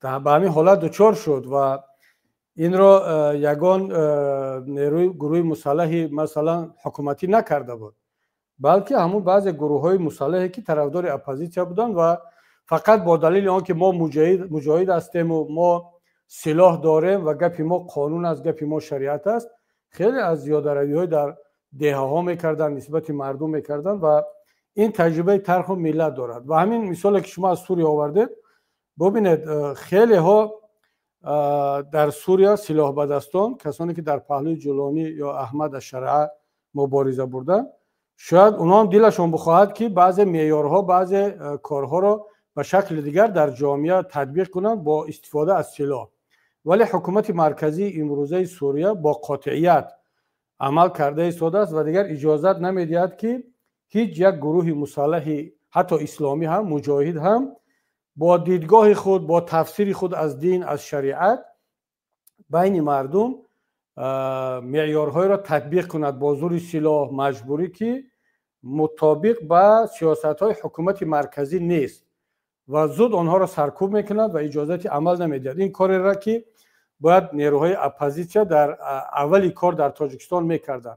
اما مشکلی ما در این بود که وقتی که نهضت اسلامی تاجیکستان آمد مسئولیت این گروه ها را به حکومت سپارید اونها را رینتگراسیا کرد و خودش همچون حزب سیاسی به سلاح عمل کرد از سال 2000 به بعد مثلا ما سال 2000 دیگه اعلام کردیم که حزب نهضت اسلامی تاجیکستان نیروی مسلح ندارد و این نیروهای مسلح اپوزیسیا همش در اختیار حکومت هستند دیگر باید حکومت اونها را کنترل میکرد اما اونها هر کاری که بعداً هم کردن یعنی گناهش یا کمبودیش عیبش به دوش اپوزیسیا افتید به دوش نهضت اسلامی تاجیکستان و حالا هم میگن که این نیروهای مسلح اپوزیسیا کردن در صورتی که دیگر رهبریت نهضت اسلامی تاجیکستان یگان مکانیزم کنترل اینها را نداشت و حتی اگر میخواست کنترل هم کند غیر قانونی بود مخالف با بندهای سازشنامه می بود بنابر همین اون حالت یک حالت دخورگی به وجود آمد که فایدهش را حکومت کرد چون اپوزیسیا رو بدنام کرد با استفاده از این مثلا خودسری های گروه های مسلح با نام اسلام با نام مجاهد و غیره ولی ضررش رو اسلام دید ضررش رو اپوزیسیا دید ضررش رو خودی مردم دید. اما برای آینده چی باید کرد؟ برای آینده برادر عزیز باید از اون اشتباه ها عبرت گرفت و حکومت بعدی باید با قاطعیت تام عمل کند به هیچ گروه حتی به کسانی که بهترین خدمت را در دوره مبارزه کردند چه خدمت سیاسی چه خدمت رسانه‌ای چه خدمت نظامی کردن حکومت بعدی باید اینها را نه تنها زیر کنترل بگیرد اما اگر کمترین اشتباه کمترین زیاده‌روی خودخواهی و عملهای خودسرانه از این شخصیت‌ها و از این گروه‌های مبارز اگر صورت گیرد باید که بدون رحم و شفقت سرکوب کند. چرا؟ برای آنکه اگر یک نفر بخشیده شود 2 نفر بخشیده شود فقط به خاطر آنکه این آدمی معروف است خدمت کرده است طرفدار دارد و یا کماندان کلان هست این برای دیگران دلیل می شود که دیگران هم این کار رو تکرار کنند و حتی اگر این آدم اشتباه کرده، آدمی که خطا را صادر کرد، این عملی را صادر کرد که از نگاه خودش تطبیق شریعت است، تطبیق عدالت است، نمیدونم کاری درست است، ولی از نگاه مردم، از نگاه حکومت عمل کننده، حکومت تازه این عمل جایز نیست. باید که با قاطعیت رفتار کرد، حتی اگر این نفر یک آدمی بسیار هم مهم در صفای اپوزیسیون باشد. تشکر. اگر شوکت جان سوال آخر باشد با همین، چون که خیلی هم طولانی صحبت کردیم، دیگر دوستان هم صحبت کنیم. دو نفر داریم، یک نفر از استودیو، یک نفر از واتساپ زنگ زدگی هستند، منتظر هستند. برادر عبدالخلیل بفرمایید، بعد شما واتساپ. سلام علیکم. صدای ما هست؟ هست، صدایتون هست. سلام، بله صداتون هست. سلام علیکم. من راستش سوال ندارم، یک چیز همیشه گفتنی بدم. برادر محیدین کبیری گفت که شما پرزیدنت شب خیلی سوال ندارید، شما سوالتون خیلی خوبه. کسانی که یک نفر برای ما سوال کرد که یک چی وعده میتینه بعد میاین او چیز دیگه چی میشه، برادرم گفت که خیلی شیدنش ممکنه. من یک چی میگم که من اگر پیش بعد همین رحمانوف بره و من بیام پرزیدنت شوم، من گفته هستم که 500 سومانی تا سن 18 سالگی وعده میتیم که این چیز واقعا میشوه. در حزب من 4 سال پرزیدنتی، یک بار پرزیدنتی میکنه میروه دیگه، یگان حزب دیگه میاد، بعد اگر دفعه دیگه با برد کرد با میآید، نه اومد خلاص میگه که میشوه همه کار، نه که تنها بعدی رحمانوف رفتن من میتونم این کار بکنم. اگر مردم دستگیری بکنن رحمانوف بقپیم، اون پول دزدیدگیش بگیریم، همون 4 سال من سپکاینا جواب میگم که در همه گپ که من 500 سومانی میتونم داده. من فکری برادر کبیری قبول دارم که اینا میتونن نمیتونن چیکار میکنن نمیکنن، نه که باید دیگه همجا به حکومتدارا گفتنیم. حکومتدارا شما فخر کنه که همچون محیدین کبیری همین خیلی سیاستمدار داره، اپوزیسیا تچنیده برای که مردک اهله. من به خدا چاپلوسی ندارم، یگان چی نیستم، پراست میگم که همین مردک اهله. اگر به من نشید به خدا هم قرض شده، هم فرض شده، هم قضا شده انقلاب در تاجیکستان.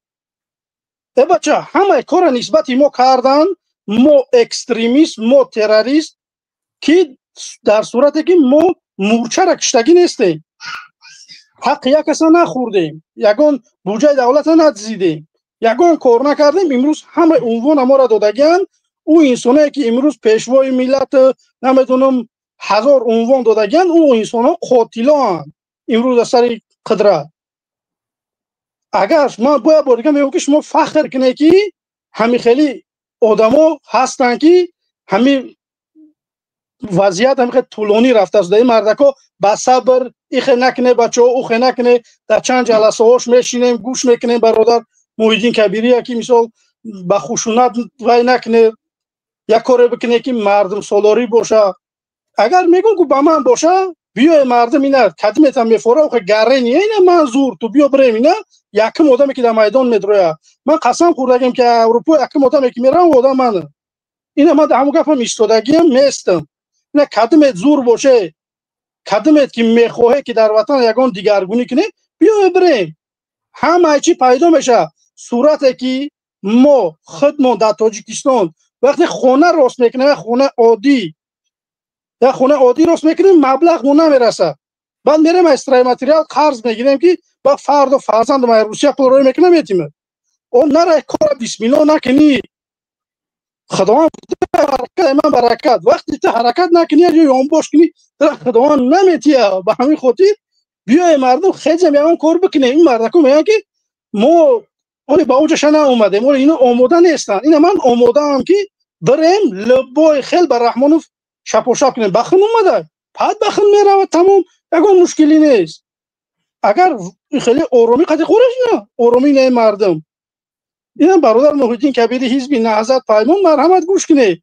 با آرامی برای بگیره نه که نفورت اوخه دیر شده برادر محیدین کبیری اگر همه خودت بگوی ما پگه میخزیم اینم من گفته سودم تو بیای خزه اینم من همه آدم میکنه به خدا پگه آماده هم که خزم برم یگان مشکلی نیست راه هم هست کی میگه راه نیست ای بچه شما بار کلات نکار فرمیده ما با اروپا رو با مینه جنگل نمیدونم برای قوچو قلبو خیلی آدم اومده سودیان میشیده رای خونه تو نشمون نمیوی همه چی همیویم پروست خودمون تنبلیم من هم یک چیز برادر محیدین کبیری در چیز دیدم که مردم واقعا یا که شرایط نداشتن یا که همیجا اومدن شرایط دیدن دیگه نمیدونم یا خیلیش به خدا فراموش کردگیه که برای چی اومدگی اروپا گفتادیم همین خبر خدا نگهبان تو خدا عمر درست تو تیا بسیار گپی ماده بسیار گپ معقول شد عبدالخالق که رای اروپا را یافت اومده و چه رای خونه طلب یا پیدا کرده نمیتونی بسیار گپ خوب گفته و همیشه وقت دعوت میکنند که بیاین برویم بیاین ولی حالا سوال با خودت هم اول ما هم در مسئله 500 سومونی که وعده میکنی ببین 500 سومون چند دلار میشد به فکر میاد که 50 دلار میشد نه یعنی بله 50 دلار میشد 50 دلار میشد 50 دلار کمتر خب اطراف 50 دلار مثلا وقتی من میگم که یک رهبر سیاسی باید وعده های ندهد که اون را انجام داده نمیتواند منظور من وعده های کلان سیاسی هست که مثلا با یک گروه اسلامی اگر بشیند وعده بدهد که من جمهوری اسلامی میکنم با یک گروه دموکرات بشیند وعده کند بگوید که من نمیدونم یک کشور دموکراتی اروپایی میسازم منظور من این چی است اما وقتی که یک حالا فرق ندارد چی عبدالخلیل پرزیدنت شود چی شوکت چی یگان کسی دیگر هر ماه 500 سومون دادن به یک شهروند تاجیکستان این وظیفه این برای وعده دادن در کار نیست عبدالخلیل اصلا برای 50 دلار به یک مردم تاجیک دادن چرا باید وعدتی اگر خودت میگفتی که من هر ماه 500 دلار میتیم 500 سومونی نه بعد میگفتم این وعده است ولی همین 500 سومونی را حکومت آینده باید از روز اول دادن میتواند اون 50 دلار فقط اگر در هم پول دزدیده یک نفر از خانواده را ما اگر یک سالم صرف کنیم 50 دلاری به ملت تاجیک بتیم تمام نمیشود از همه خانواده نه از همین یک نفر خانواده را اگر پولش به ملت تاجیک هر ماه 500 دلاری اگر شما بتید تمام نمیشود اون پول کلان هم نیستین برای همین وعده را به حضور دادن بگیر نترس حتی میتونی که 500 به هزار هم برداری به تشویش و این یک چیز دیگر همجا بگم بخشش زیاد اینجا طرفدارای حکومت میگن که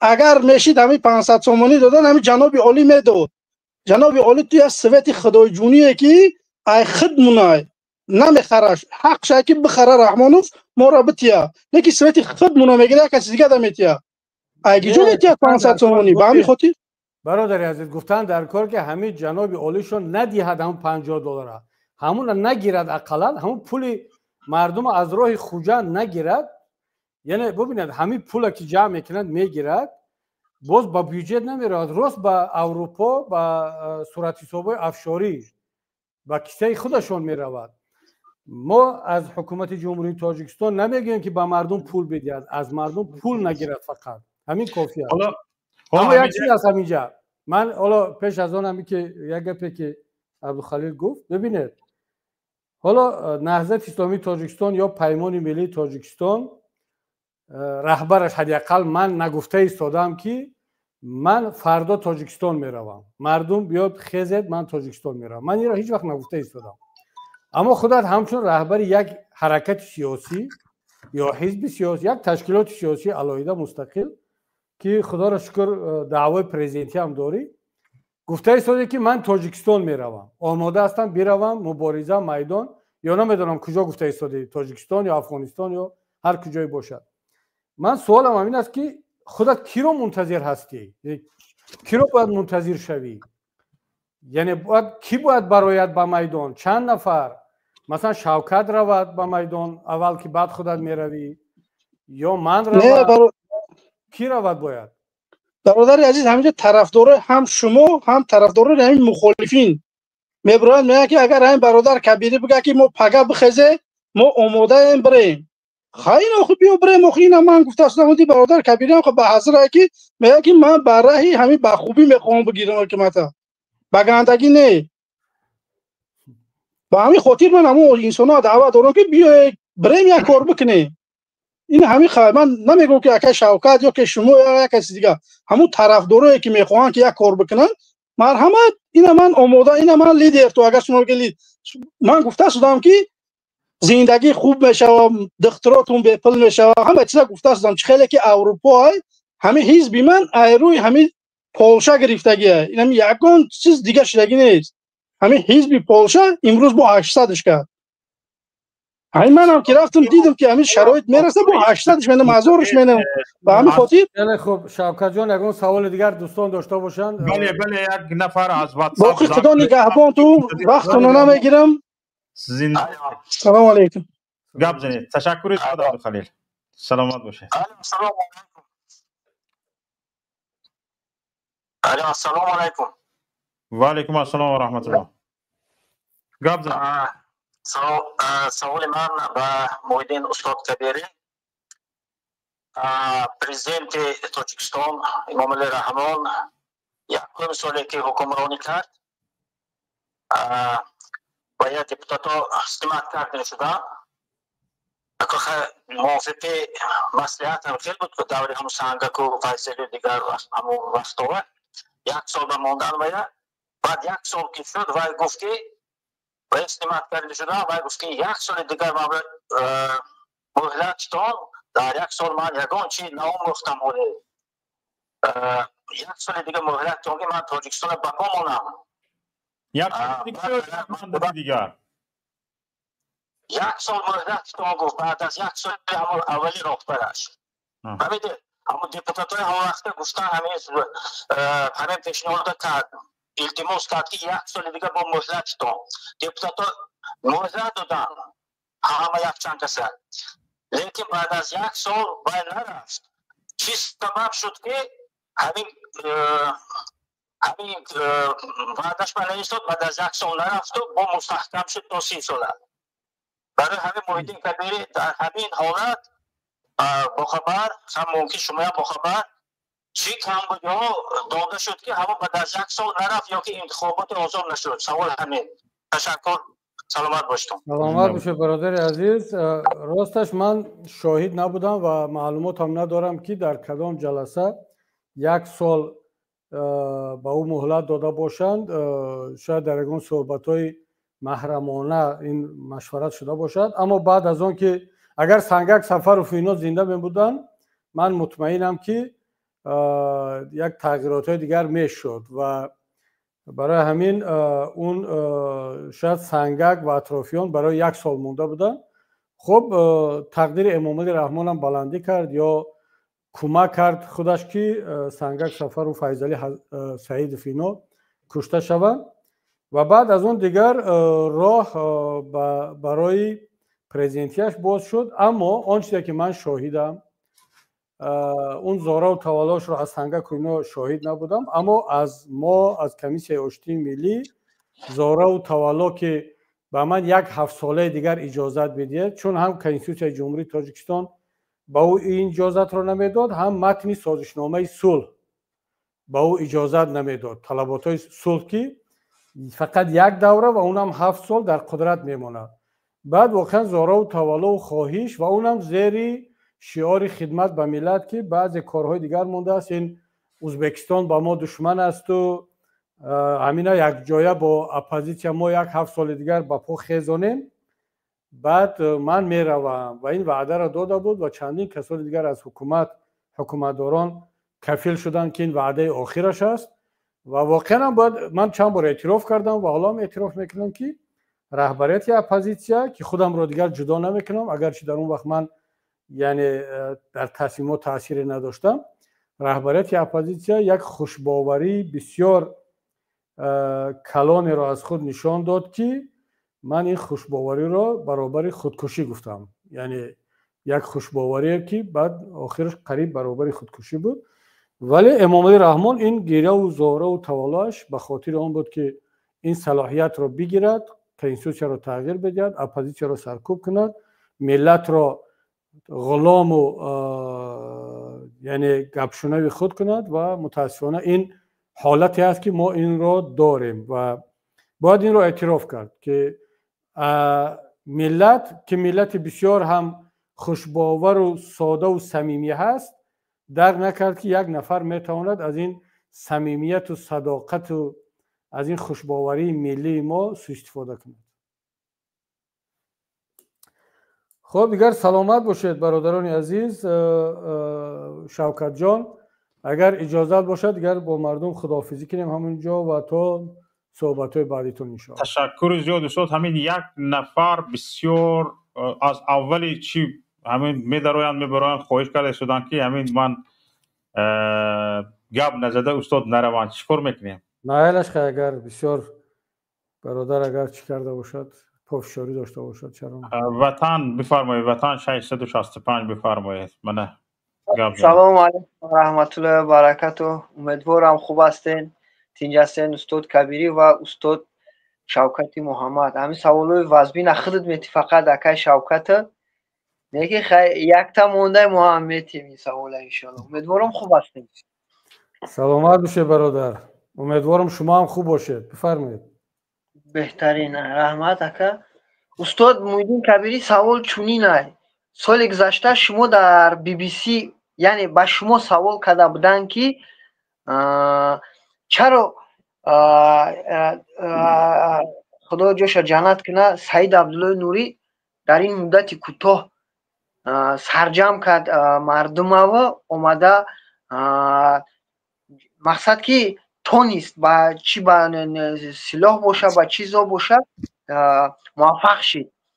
شما در سوال چونین بود از طرف همون ژورنالیست همون سوال همون پاسخ نگرفتیم، واقعیت کانکریت نه پاسخ نگرفتیم که در این قزمونه پیشرفته این واتساپ و مسنجرها و این مقصد یه گپی همون که طول کشیده می مبارزه این سببش در چیه گرد اطراف او دور دیگه بود یا که گرد اطراف این دور دیگه بود یا که شما از وطن دورین دیگه خیل شید یا که او در وطن قریبتر بود.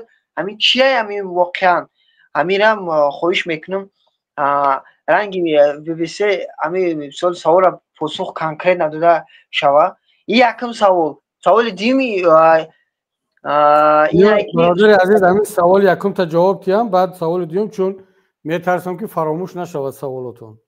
نه سوال دیوم هیچ سوال هم نیست دیوم که هم قایکی بگین که کانکریت نه تقریبا این شاید پگه شوه شاید چه شما گفتین یا سال پس شوه با گفته همین شخصا شما فکر شخصا شما که تقریبا شکست رحمانوف یا که هم در اون درآمدن چقدر وقت دیگه مونده تمام.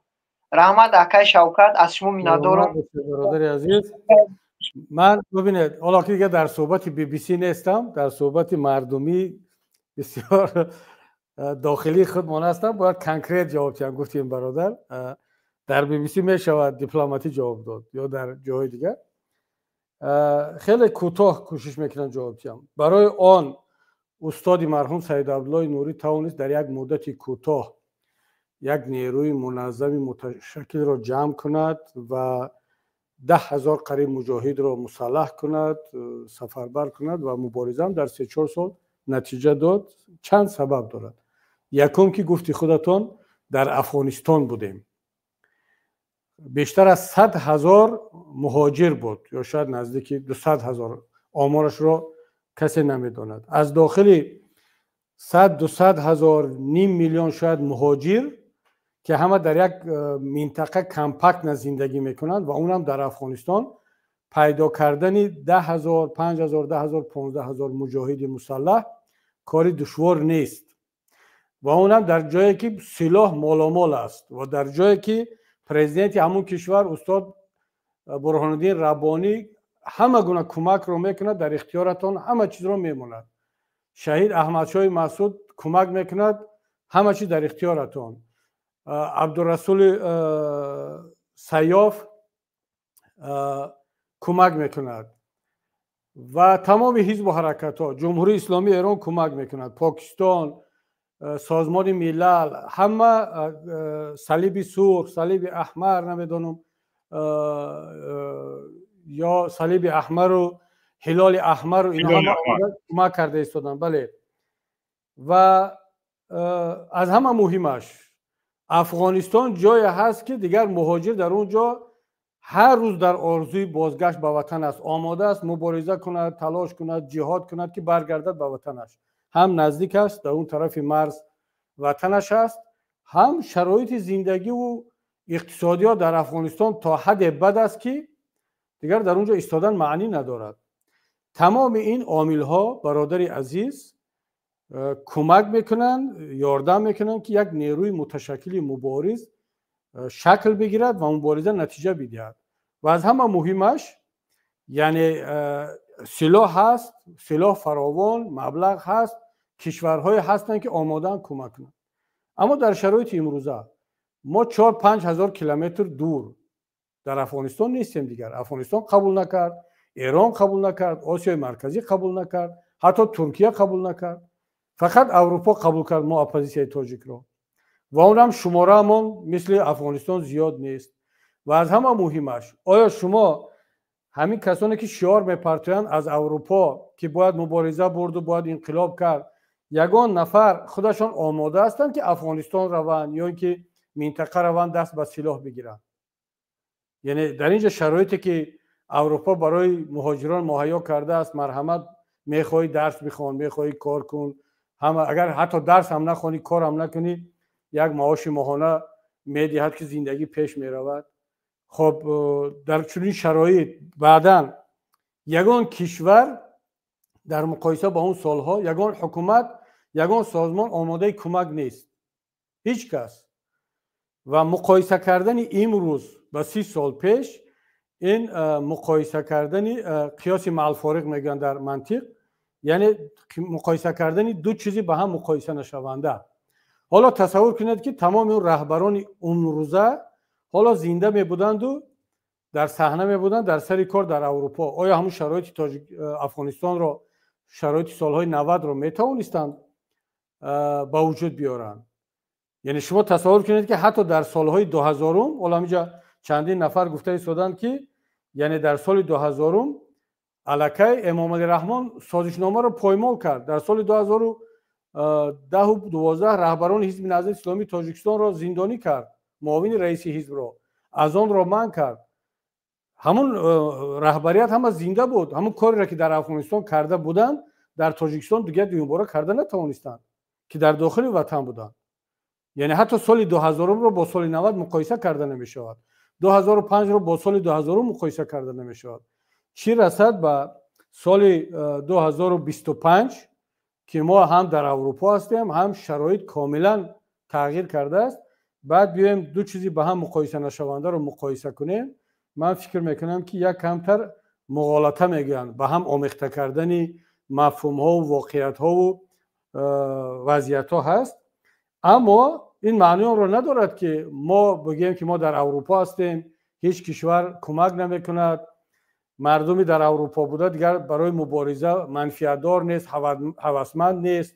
خب اگر مردمی در اروپا بوده فقط گپ میزنند و طلب میکنند و رهبری میکنند و مشورت میدهند، اینا مبارزه رو به نتیجه نخواهد رساند. ولی فراموش نکنیم که قسم اساسی ملت در داخل کشور است، در روسیه است، در کشورهای همجوار هست که یک رهبریت واقعی باید با اونها تکیه کند، نه با اونهایی که در اروپا نشستند. البته با اینها هم باید کار کرد، از اینها هم امید رو هنوز پوره نکنده ایم. اما هم خودت یک مثال خوب آوردی که اینقدر واتساپ و یوتیوب و برادری عزیز، با واتساپ و با یوتیوب و با فیسبوک مبارزه در اون انقلاب‌های بهار عرب نتیجه داد، اما الان دیگر نتیجه نمیدهد. گپ در سر همین است که بعضی ها مبارزه واقعی میدانی رو فراموش کردن، مبارزه رو دیگر در یوتیوب و در واتساپ گذرانده ایستادن که نتیجه نخواهد داد. ما اون وقت پیروز میشویم که برعکس همگی 10% مبارزه ما در واتساپ و یوتیوب و فیسبوک باشد، 90% مبارزه در میدان باشد، پسی پرده باشد. اما حاضر 100% مبارزه بعضی ها در همون یوتیوب است، در فیسبوک است. قریب هم قدر مانده است که فقط مسائل خانوادگیش دیگر در مسئله خانوادگی شخصی خودشون در یوتیوب و فیسبوک نگویند، مسئله خانواده دیگر را که میگویند البته دیگر پرهیز ندارند از این مسئله. اما این مبارزه نیست دیگر. مبارزه خدا را شکر که در همون زمان واتساپ و فیسبوک و یوتیوب نبود و مبارزه نتیجه داد. اگر در همون زمان هم واتساپ می بود و فیسبوک و یوتیوب می بود و بسیاری از مبارزان با این عادت میکردن، دیگر مبارزه نتیجه نمیداد. ولی خدا را شکر که در اون وقت نبود و بنابر همین باید برادر عزیز، والا نمیدونم شما در کجا هستید، در اروپا یا در جای دیگر، اگر در اروپا باشه دیگر شما تقریبا مثل ما اروپایی‌ها فکر میکنید، صحبت میکنید، سوال میگذارید. اما اگر در جای دیگر باشید میان مستحکم بندید. ما همونطور پیشتر گفتم در کمکتون هستیم، در خدمتتون هستیم. هر چیزی که از دستمون بیاید خواهیم کرد و البته این کاری کم هم نیست، اما دیگر باید که امید رو به خود و به مردم و به ملت در همون منطقه کرد. خب برادر شوکت جان، به فکرم خیلی سوال آخرانی برادرم جواب داد. تشکر زیاد استاد. پیش از با شما خیربادی کردن، حالا در بین همین سوال دهنده ها یگان نفر خانم نبود. از واتساپ صدای یک خانم می آید. خب دیگر خانم ها امتیاز دارن. بله دیگر نمیشه. بله خانم بفرمایید.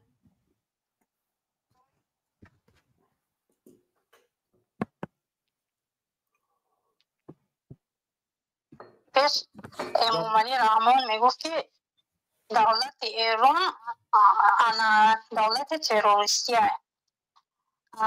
کسی ایران خوندنی میرفت، کسی در ایران زندگی میکرد، او را تروریست گفته میوردن، زندان میکردن. بسیار آدم مشتگی است.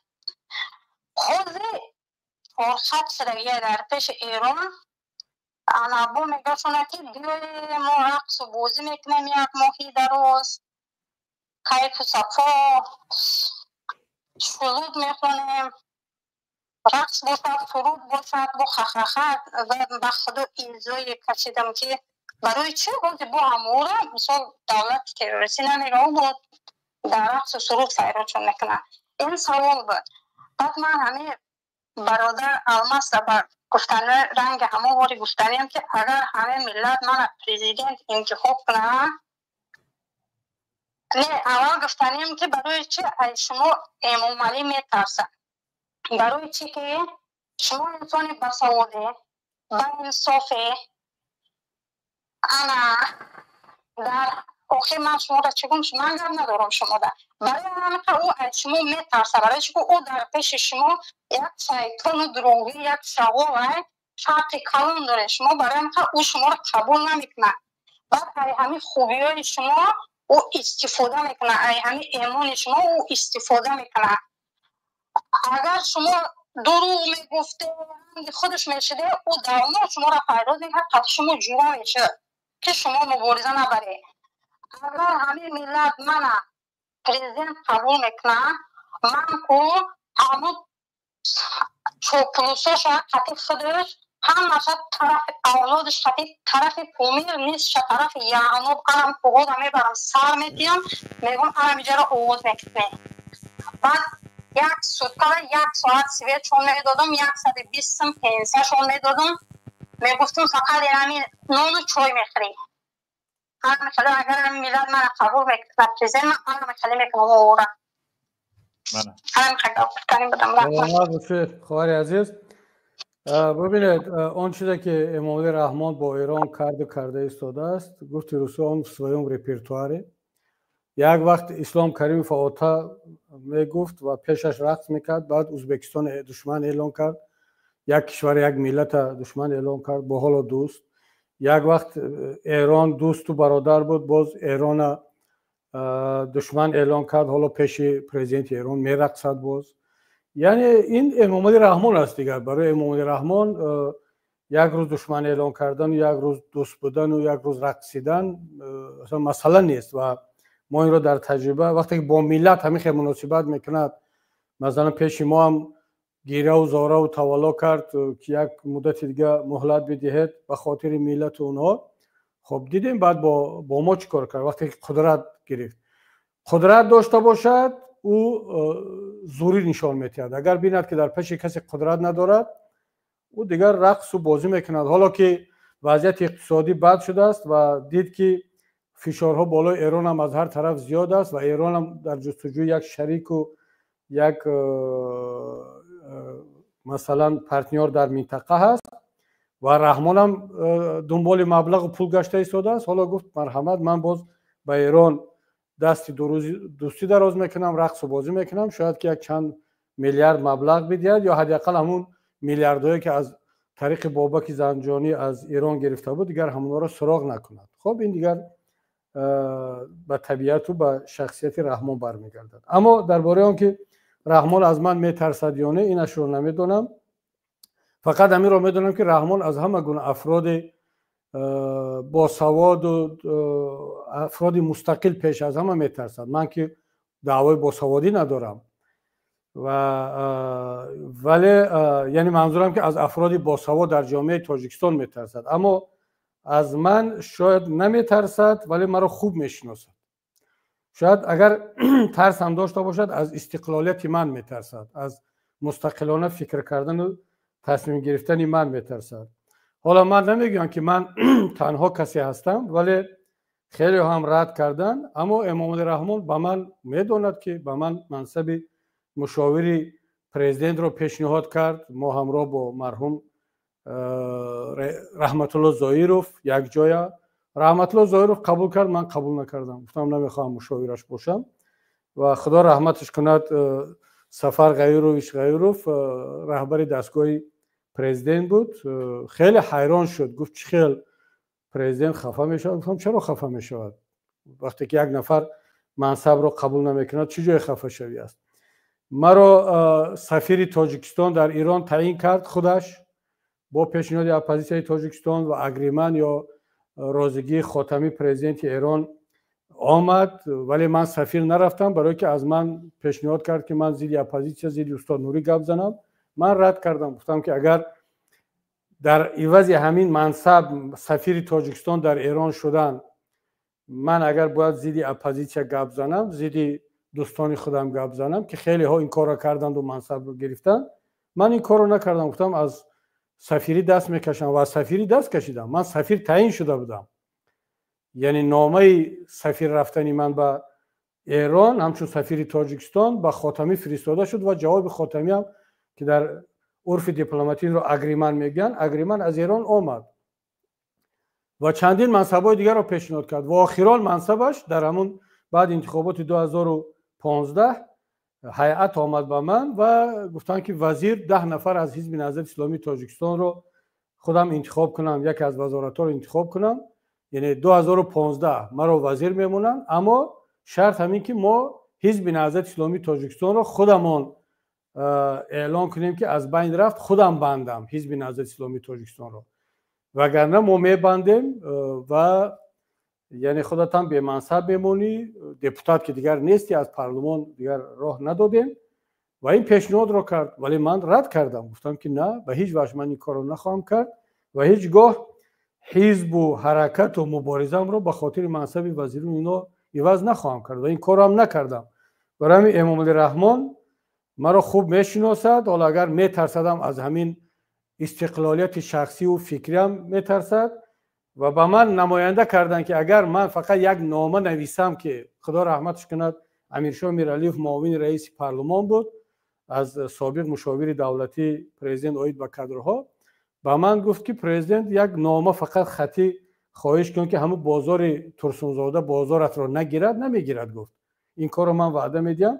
همین کار رو که من گفتم من برای درست که بازار چند میلیون نرخ دارد پول میستد، اما من به خاطر بازار خودم از امام علی رحمان این خواهش رو نخواهم کرد و نکردم.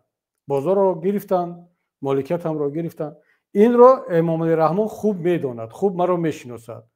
شاید از سوادم نه، چون قدر با سوادم نیستم، از تجربه هم نه، اما از همین که یک انسان مستقل هستم تصمیم هام رو مستقلانه میگیرم و در برابر ارزش هایم از مال و منصب و از همه چی گذشت خواهم کرد. این رو میداند. اگر بترسدم خواهر عزیز از همین چیز میترسد، ولی میداند که همه میدانند که من حتی در سختترین حالت هم به احساسات داده نخواهم شد و دعوت به یگان کار احساساتی نخواهم کرد. اما مطمئن باشید، حالا چند کس از اینجا سوال دادن، گفتن که درباره، یعنی همین خیلی دوستان سوال میدین که من همیشه از رفتارهای دیپلماتی استفاده خواهم کرد، اما نه، این خیلی نیست. همون روزه که کار به اون حد مبارزه جدی رسید، شما شک نکنید بدون کدام شعار، بدون آن که دیگران بروند بعد میروند، نه، مرا در میدان خواهید دید. گفت شاعر آن نه من باشم که روز جنگ بینی پشت من، آن منم کندر میان خاک و خون بینی سره. یعنی آدمی که این کار را میکند این کار را کرده است، خیلی آرام، بدون احساسات، بدون شعار میکند. انشاءالله اون روز که فرا رسید باز همین نفر دیپلمات و سیاستمدار و سیاست شناس و آرام انشاءالله که با کمک خداوند، با کمک مردم تبدیل به یک مبارز ملی در میدان در صف اول خواهد بود. فقط شما دعاگو باشید خواهر عزیز. شوکت جان صدا نیست. نکنیم گپ رو پشت هر اصطلاح‌ها پنهان نکنیم. همین مجاهدی صف اول خواهم شد گوید. نه حالا ببین شوکت جان، من حالا هم مجاهدی صف اول هستم. زنده باشید. من اگر اون روز که رسید من مجاهد نمیشم، من مجاهد هستم و فقط من پیشترم در یک صحبت گفتم که الان وسیله جهادم همین قلم است و همین کامرای خودت است و همین صحبت ها است. اما روز که فرا رسید انشاءالله باز اون پیرو سلیمانی با فکرم یا حبیب یوسفی یک شعر دیگر هم داشت، حاضر از یادم رفت، وقتی آن است ای قلم چی بود برنده تر گردی زیته. یعنی اون روز که فرا رسید دیگر قلم برنده تر زیته خواهد شد و انشاءالله اون فرا میرسد. زنده باشه. تشکر زیاد استاد. سلامت باشید. قریب 2 ساعت میشود که 2.5 ساعت. خداوند نگهبانتان باشد. وعده 1 ساعت داده بودید ولی بله 2.5 ساعت شد. خدا نگهبانتان باشد. سلامت باشید. تشکر زیاد استاد. در پناه خدا باشید.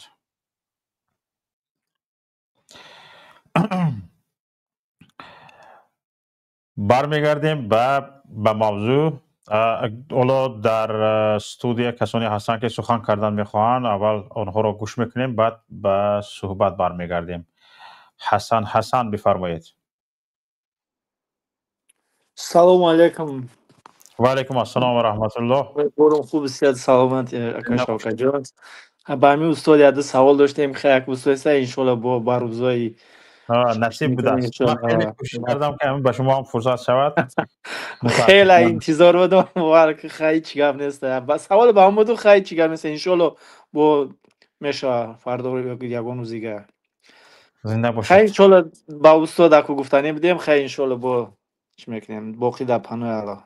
شوکت جان زنده باشید. تشکر زیاد. خب اکای موسفید یگان چیز گفتنی هستید؟ من چی گویم؟ سلام علیکم برادرای عزیز. با تمکین باشید در دور تاجیکستان حقیقت انقلاب می شود وقتی که ما یک جای سرگرم باشیم و گردی دیگر باشیم. وقتی که انقلاب می شود باید که ما هوشیار باشیم، نگذاریم که در مابین ما هر گونه افراد افتاده ما را با یکدیگر جنگ اندازد. به یراق هم می شود، چونکه ما یراق دستی داریم، آخر چاک و کلند بیل گفته گپ ها هستند. فقط مردم اگر چهله که بسیار خیزند چاک و کلند و بیل هم بسیار می شود. وقتی که به یراق میگیرد ما میتوانیم یراق را از دستشون زنیم گیریم، خیر می شود، به قتل به چی نمی شود. لیکن این چی قدر طولانی شود همون قدر مردم بسیار از حیات می روند، لیکن روی انقلاب نمی بینند. چقدر 1 ساعت پیش باشد 1 ساعت پیش قتل انسان کم می شود. بله. در در تاجیکستان حاضر شرایطی خیلی که کبیری گفتند محیدین بسیار آدم ها هر خیلی گپ میزنند این گپ های نمیشتگی شف نگفته شفتالش گفتن در کو یک مرد که به تمکین سخن میراند به مردم نمیفورد یک مرد که همون به دشنام میخیزد جهل میکند وای میکند هر بلای میکند وای به مردم میفورد این خیلی نباید که باشد فکر کنید یکم ریولوسیا در درون هر یک انسان در سری انسان برای چی در کلوب همون قدر وای گذشت یگون کلوبی نخست نرفت 10 زنک 10 زن بود 10 زن بود از پس یک دیگر خیزید اولی کار از همین سر می شود حق همسایه را دستگیری کنید حق همسایه را بوزی را پرتوید ترسیدن پرتوید از دست حکومت چی می بیاید اگر نیست و نابود کند انا تو همین دوره نیست و نابود کردگی مردمیش در یک بار نیست و نابود میکند لیکن باقی مانده آزاد میشه افغانستان یاردم نمیکند قزاقستان قرقیزستان ازبکستان انا حاضر همین شرایط رفته ایستادگی را نگاه کنید دیکتاتورها در سری حکومت باید دودکو ایگوایت خیلی که میگویند بر ایران آمد برای چی ایران آمد ایران مجبور شد که باید در منطقه ما یک چیز فایده برد برای فایده خودش آمد با چی با یک مقصد آمدین وای همین که اینا یک جایگی قطعی روسیه گپ کردند که ما یک منطقه دیگر باید این تاجیکستان ایران قزاقستان قرقیزستان ازبکستان یک جای باید باشه چونکه اینها در حقیقت در رهبریت دیکتاتورهایی که از روسیه زویسیت میکند وابستگی دارد برای انا همین روسیه در گرد خودش برای جمع کردن ایران برای فایده وقتی که با سانکسیا برآوردن به ایران به مقابل احمدی نژاد بود در وقت به مقابل چی اوران نیروی اتمیش احمدی نژاد گشت و گفت که من کار کردی اوران من کار کرده تازه کرده میتیم گفت روسیه احمدی نژاد گشت گفت که من خودم میتونم تو این خیلی گپ و کار به من یاد نده احمدی نژاد مرده که مردی دلیل بود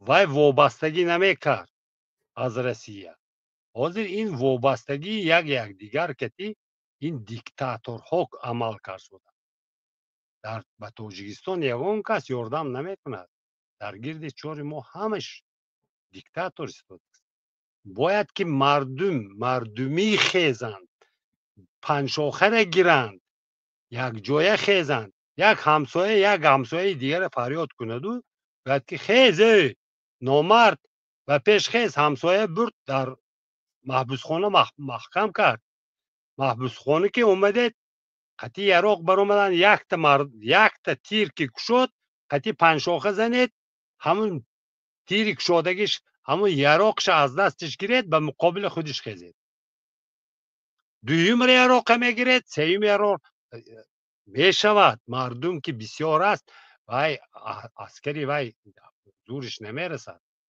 این میشود لیکن از درون تاجیکستان باید که شود به امیدی کس نشوید به امیدی دنبه غایب چین کبیری نمیروند اگر کبیری در حاضر اگر پاشد در تاجیکستان نه حاضر میبرد محکمش میکند کبیری همین ایدئولوژیش برای شما یراق яроқи асосӣ ҳамун идеология ҳамун кабирӣ муҳаммад иқбол ҳамун одамое ки шумо чашмонотона кушода карсодааст гуфтодааст ки шумо ғарибед шумо ғуломи ақидаҳои худед шумо ғуломи дари мардумед гуфтодааст шумоя тороҷ карсодааст шумоя дар ҳақиқат зулм карсодааст гуфтодааст ана ҳамин барои шумо ба чашма кушода нишон доданд дар тоҷикистон бояд озодӣ бошад озодӣ бошад гирди якдигар ба хеле ана ҳамин ман гапи ҳами гапа кабирӣ гуфтанд ҳамиш дуруст ҳамин чизҳо вақте 30 сол пешангӣ кати ҳозира тоғрӣ намеб 30 сол пешангӣ яроқдор кати беяроқам тоғрӣ намебиёд лекин яроқи ман мегуфтагим асосан ҳамин ки панҷ панҷа якҷоя бошад мешавад намешавад тарс партифтан дар кун зинда бошед ташаккури зиёд бачаҳо мегӯянд ки унҷа ба нараф унҷа ана ҷанг шудааст ва тӯам мегирад мебарад маҳкам мекунад метарсонанд бачаҳоя наоборот шермарда тарбия кунед ки гӯед ки ақиди худат ба ист номард набош барои ана ҳамин чизҳо ҳаракат карданд ман ҳамин гапҳо гуфтанӣ будам кабири ва як дусета чин буд ва якас худчун раванд кардан ҳамеша нақс шуд майлаш ташаккури зиёд муҳаммад тағои бифармоед мана ҳам ту кушта монед майлаш хуб майлаш муҳаммад бифармоед салому алайкум акоч раҳматуллоҳи баракотуҳ бахшиш камтар дер дар омадем имрӯз дига банд будем бародари кабирӣ бурафтам дер ояду шер ояд мегӯяд иншоалло ман саволам чунин буд ки бародари муҳиддин кабирӣ ба ки он одам бояд ҳамин муҷоҳидоро назорат кунанд ҳамон саид абдуллои нурӣ ҳамон касам назорат мекарданд муҷоҳидоро он кас дар сангарҳо набуданд ин одам бояд идора ки кунанд иншоаллоҳ раҳмон ҳама сарҷам мешавад барои он ки одами басавод ҳастанд бояд ин кас бо дигар давлатҳо суҳбат кунанд акнун вақти хаб гаштану хомӯш истодан бас аст ҷанги украина рӯзҳои наздик тамом мешавад бояд бо ҳукумати амрико бо ягон дигари давлат суҳбат кард бояд мо дарошка боз кунем то афғонистона ана ҳамҷа равем сарҷам шавем 2 моҳ 3 моҳ ҷавонҳои биомӯзем чӣ хел яъне тир парондан кор чӣ хел яъне тайёрӣ дидан кор баъд даромадан дар кор ин золимои дафъ кардан кор дигар ягон роҳ намудааст дар асри 21 мардуми тоҷик барқ надоранд як шармандагӣ аст то кая мо хомӯш истем акою як байталмолу бесоҳиба гуфти кампиракои тарафи мона таъриф карда пешво гуфта гардем пешвое ки мардума дар қабристон гузоштааст дар торикӣ мардуми бечора нишаста зиндагӣ доранд ҳамихелин бояд муҳиддин кабирӣ суҳбат кунанд бо дигар давлатҳо акнун навбати мо бояд расад ки мо дароем ин золимои дафъ кунем ошкор паси парда гапзанию чӣ хеле ки раҳмонов тӯҳмат карда ино террористу экстремисту ҳазору як балои бартара ба гардани мардуми тоҷик бор кард ин мардум бояд акнун муҳиддин кабирӣ бародари муҳиддин кабирӣ бояд идора кунанд тамом идора кунанд роҳнамоӣ кунанд ин мардум худаш ин ҷавонмардум худашон роҳ боз мекунанд иншоаллоҳ раҳмон мо ҳукумата ба даст мегирем мардуми тоҷикам тайёр ҳастанд ҳама аллакай ин гапу гузорои шунид тамом тарс дар дили мардуми тоҷик дафъ шуд иншоаллоҳ мо инҳоро сарнагун месозем ако дигар ҷои хомӯшӣ нест дигар ҷои ғарибию дарбадарию хокбасарӣ нест ина ман муроҷиат кардам ки бояд муҳоҷиро ба ватан баргарданд агар ҳамин рафторашон бошад ҳозир бо қатару дигару қабристон роҳи муҳоҷират кушодастанд ки унҷа рафта бо ғуломию дарбадарӣ кунанд ҳамин рафтори муҳоҷиро бошад 4-5 сол дигар ҳамихел ғулом бошанд فردا نه زناشون اینو با اهمیت میتن نه فرزنداشون اینو عموما پسند نمیکنن احترام نمیکنن. حالا کم فرصت هست که روان فرزنداشون بیراه نشدن. امروز یک نوارو پیدا شده است میبینید میترسید دخترها در صنفا چیکار کرده گشتن. سبحان الله. همه فرزندای مهاجرا باید برگردن به وطن. اکنون فرزنداشون و زناشون و خواهر و مادراشون و نزدیکاشون رو سرشته کنن تا که ما خیلی میگردیم مکا روی ما پس رحمانوف نیت رحمانوف هدف رحمانوف از بین بردن مردم توجیک است. فهمیده؟ امروز در جگر دوشنبه همون دانشمندای توجیکی با زبان ازبکی گام میزنن همون رستوران ها. سبحان الله. اینها آشکار زبان ما رو از بین برداشتن، فرهنگ ما رو از بین برداشتن. باید ما اکنون 33 سال غلامی رو پس سر کنیم و همه خودتان اکا یک آدمی با سواد است گوش کنید. ملا همین حیوانی که زبان ندارد اکا حیوان چرا آنقدر جانورهای کوهی ریسک خودش را پیدا کرده میتونسته است و آدم انسانی که عقل دارد آنقدر دامای بلند میبردارد آنقدر بیزنس میکند آنقدر پیشروی میکند رفته در تاجیکستان جای کار پیدا کرد نمیتونسته است. ما همین باید حیران به نام الله اکو و روین این ظالمه دفع کنین جای کاری تشکیل کنین بیزنسمنای رنگ اون ابو محمد جولانی فریاد کنین مردمتون سرشته کنین دیگه غریب و در بدر خوب بسر نشوان. وقت ساعت رسیده است که برادر کبیری اکنون انشاءالله صحبت کنن با دیگه دولت ها. فقط آنها ما با دراشکک شوند یراق اصلی اونها ما با درکار نیست. ما پیدا میکنیم خودم با تاجیکستان با فقط باید راه درآمدن تشکیل کنن دیگه هیچی لازم نیست. همه بود. السلام علیکم. و علیکم السلام و رحمت الله و برکاته. تشکر زیاد دوستی عزیز. سلامت باشید. زنده باشید. تشکر زیاد. دوستان عزیز واقعا برادر محمد بسیار گپ‌های جالب میگویند و بسیار چیزهای جالب اشاره میکنند خصوصا درباره مبارزه. همین شب روزها دوستان عزیز همین مبارزه گفته حتی والا برنامه امروزه ما درباره مبارزه های مشروع بود واهمه میکنند. به من خیلی ها به تماس میبرایند و راستی همین دو سه تا بچه ها هستند متخصص هستند. یکیش حالا گاه میبراید و یک نفر هست خیلی متخصصی ورزیده است میگوید که برای در تاجیکستان دیگرگونی به میان آوردن هیچ کس در کار نیست. میگوید من خودم میرم همه کار خودم میکنم یگان اسکر پسکر لشکر پشکر در کار نیست. میگوید چیکار میکنی؟ میگوید حالا من گفتن نمیتونم لیکن میرم. میگوید من یک خودم همه کار حل میکنم. وقتی که من گفتم این خیلی گپ میگفتگی آدم بسیار این خیلی واهمه میکردگی آدم بسیار همین من میکنید از اودی هیچی نمیبرید. بعد گفت که اگر سنجیدنی باشی گپ میزنیم. خیلی چیزها رو میدوند. حالا چیزهایی که او گفت اینجا سیری شخصی او است من اینجا اعلان نمیکنم.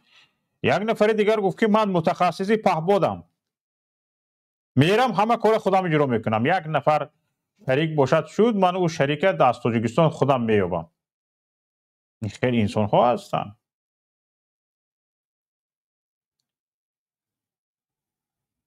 که حالا گفته شدن که بلشکر حتی به سلاح علاوگی این خیلی چیزها ضرورت وجود ندارد. برای همه دوستان عزیز گفته میتوانم که یعنی مبارزه مشروع در همین در سرگه قله خود وجود دارد. آمده رسیدگی است پخته رسیدگی است و راه های آسان و سادهش هم پخته رسیده شده است. راه های قانونیش هم پخته رسیده شده است و جامعه بین المللی یعنی باور جامعه بین المللی هم به این قریب آمده رسیدگی است و همین که در عرصه بین الملل مخالفین توانستند که همین چیز را به نهایت خود برده رسانند که این هم خیلی خیلی خیلی نزدیک شدگی است. دونسته باشید که امام علی رحمان از این جای گریز ندارد، تیمش از این جای گریز ندارد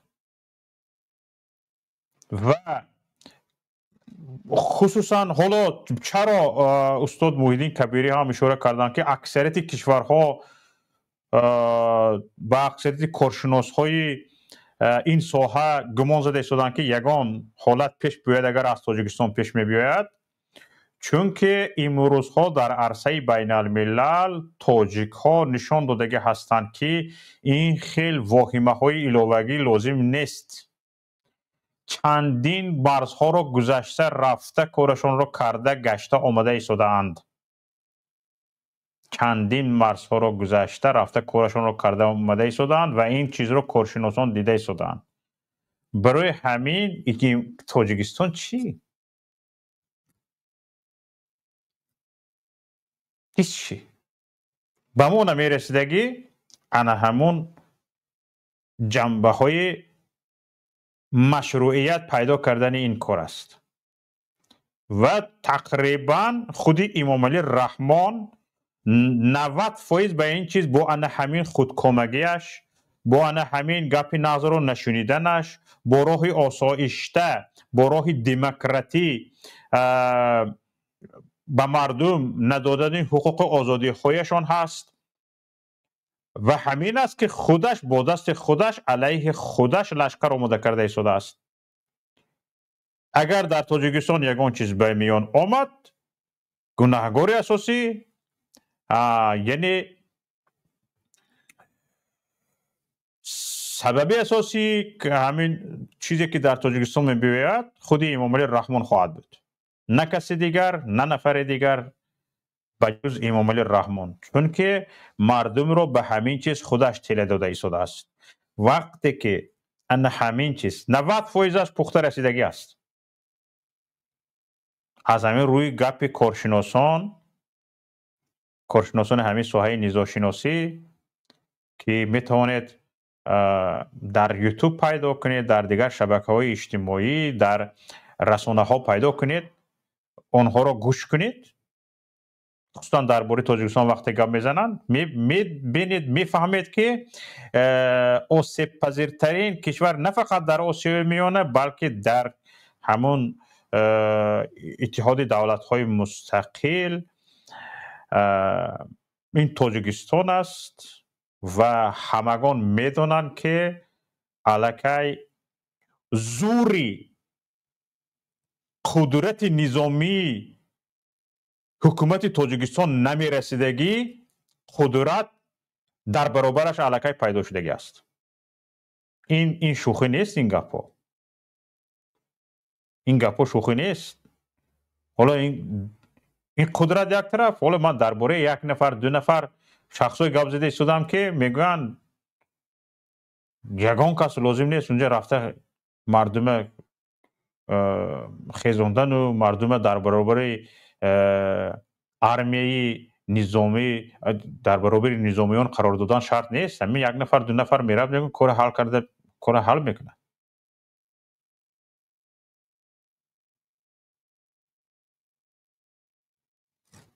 برای همین دوستان خیلی ما توصیه میدیم به این خیلی انسان ها که این کارو نکنن. حالا مثلا گریم وقت این کار نیست، به این کار اصلا دست نزنند، این کار خوب نیست. لیکن اینها شخصایی که پخته رسیدگیان تا که این خیلی گپ‌های ما را گوش میکنند، چیزهایی که سیاستمدارها میبینن این خیلی نفرها دیده نمیتونن. اگر میدیدن این مثلا گریم در هر جا هر خیلی کارها به میان نمی اومد. برای همین دوستان عزیز، تماشابینان گرامی، گپ در سر این است که باید ما یک بار به این باطلاق غوطیدیم، یک بار ما را مور گزید، دیگر ما را مور نگزد. ما این دفعه باید هوشیارانه به دست یگان کس یگان چیز را دستک نداده کارمون را حل کنیم. و من مطمئنم که من نمیخواهم شما را باور کنونم، فقط از اطمینان خدا میگم، من مطمئنم که به این چیز پخته رفته رسیده ایستادیم. این چیز اولش به حیاهو نمی شود، لیکن وقتی که به حیاهو به پیش گفته دعوت کرده شد، همان وقت معین می شود که کیها به پیش می گذارند.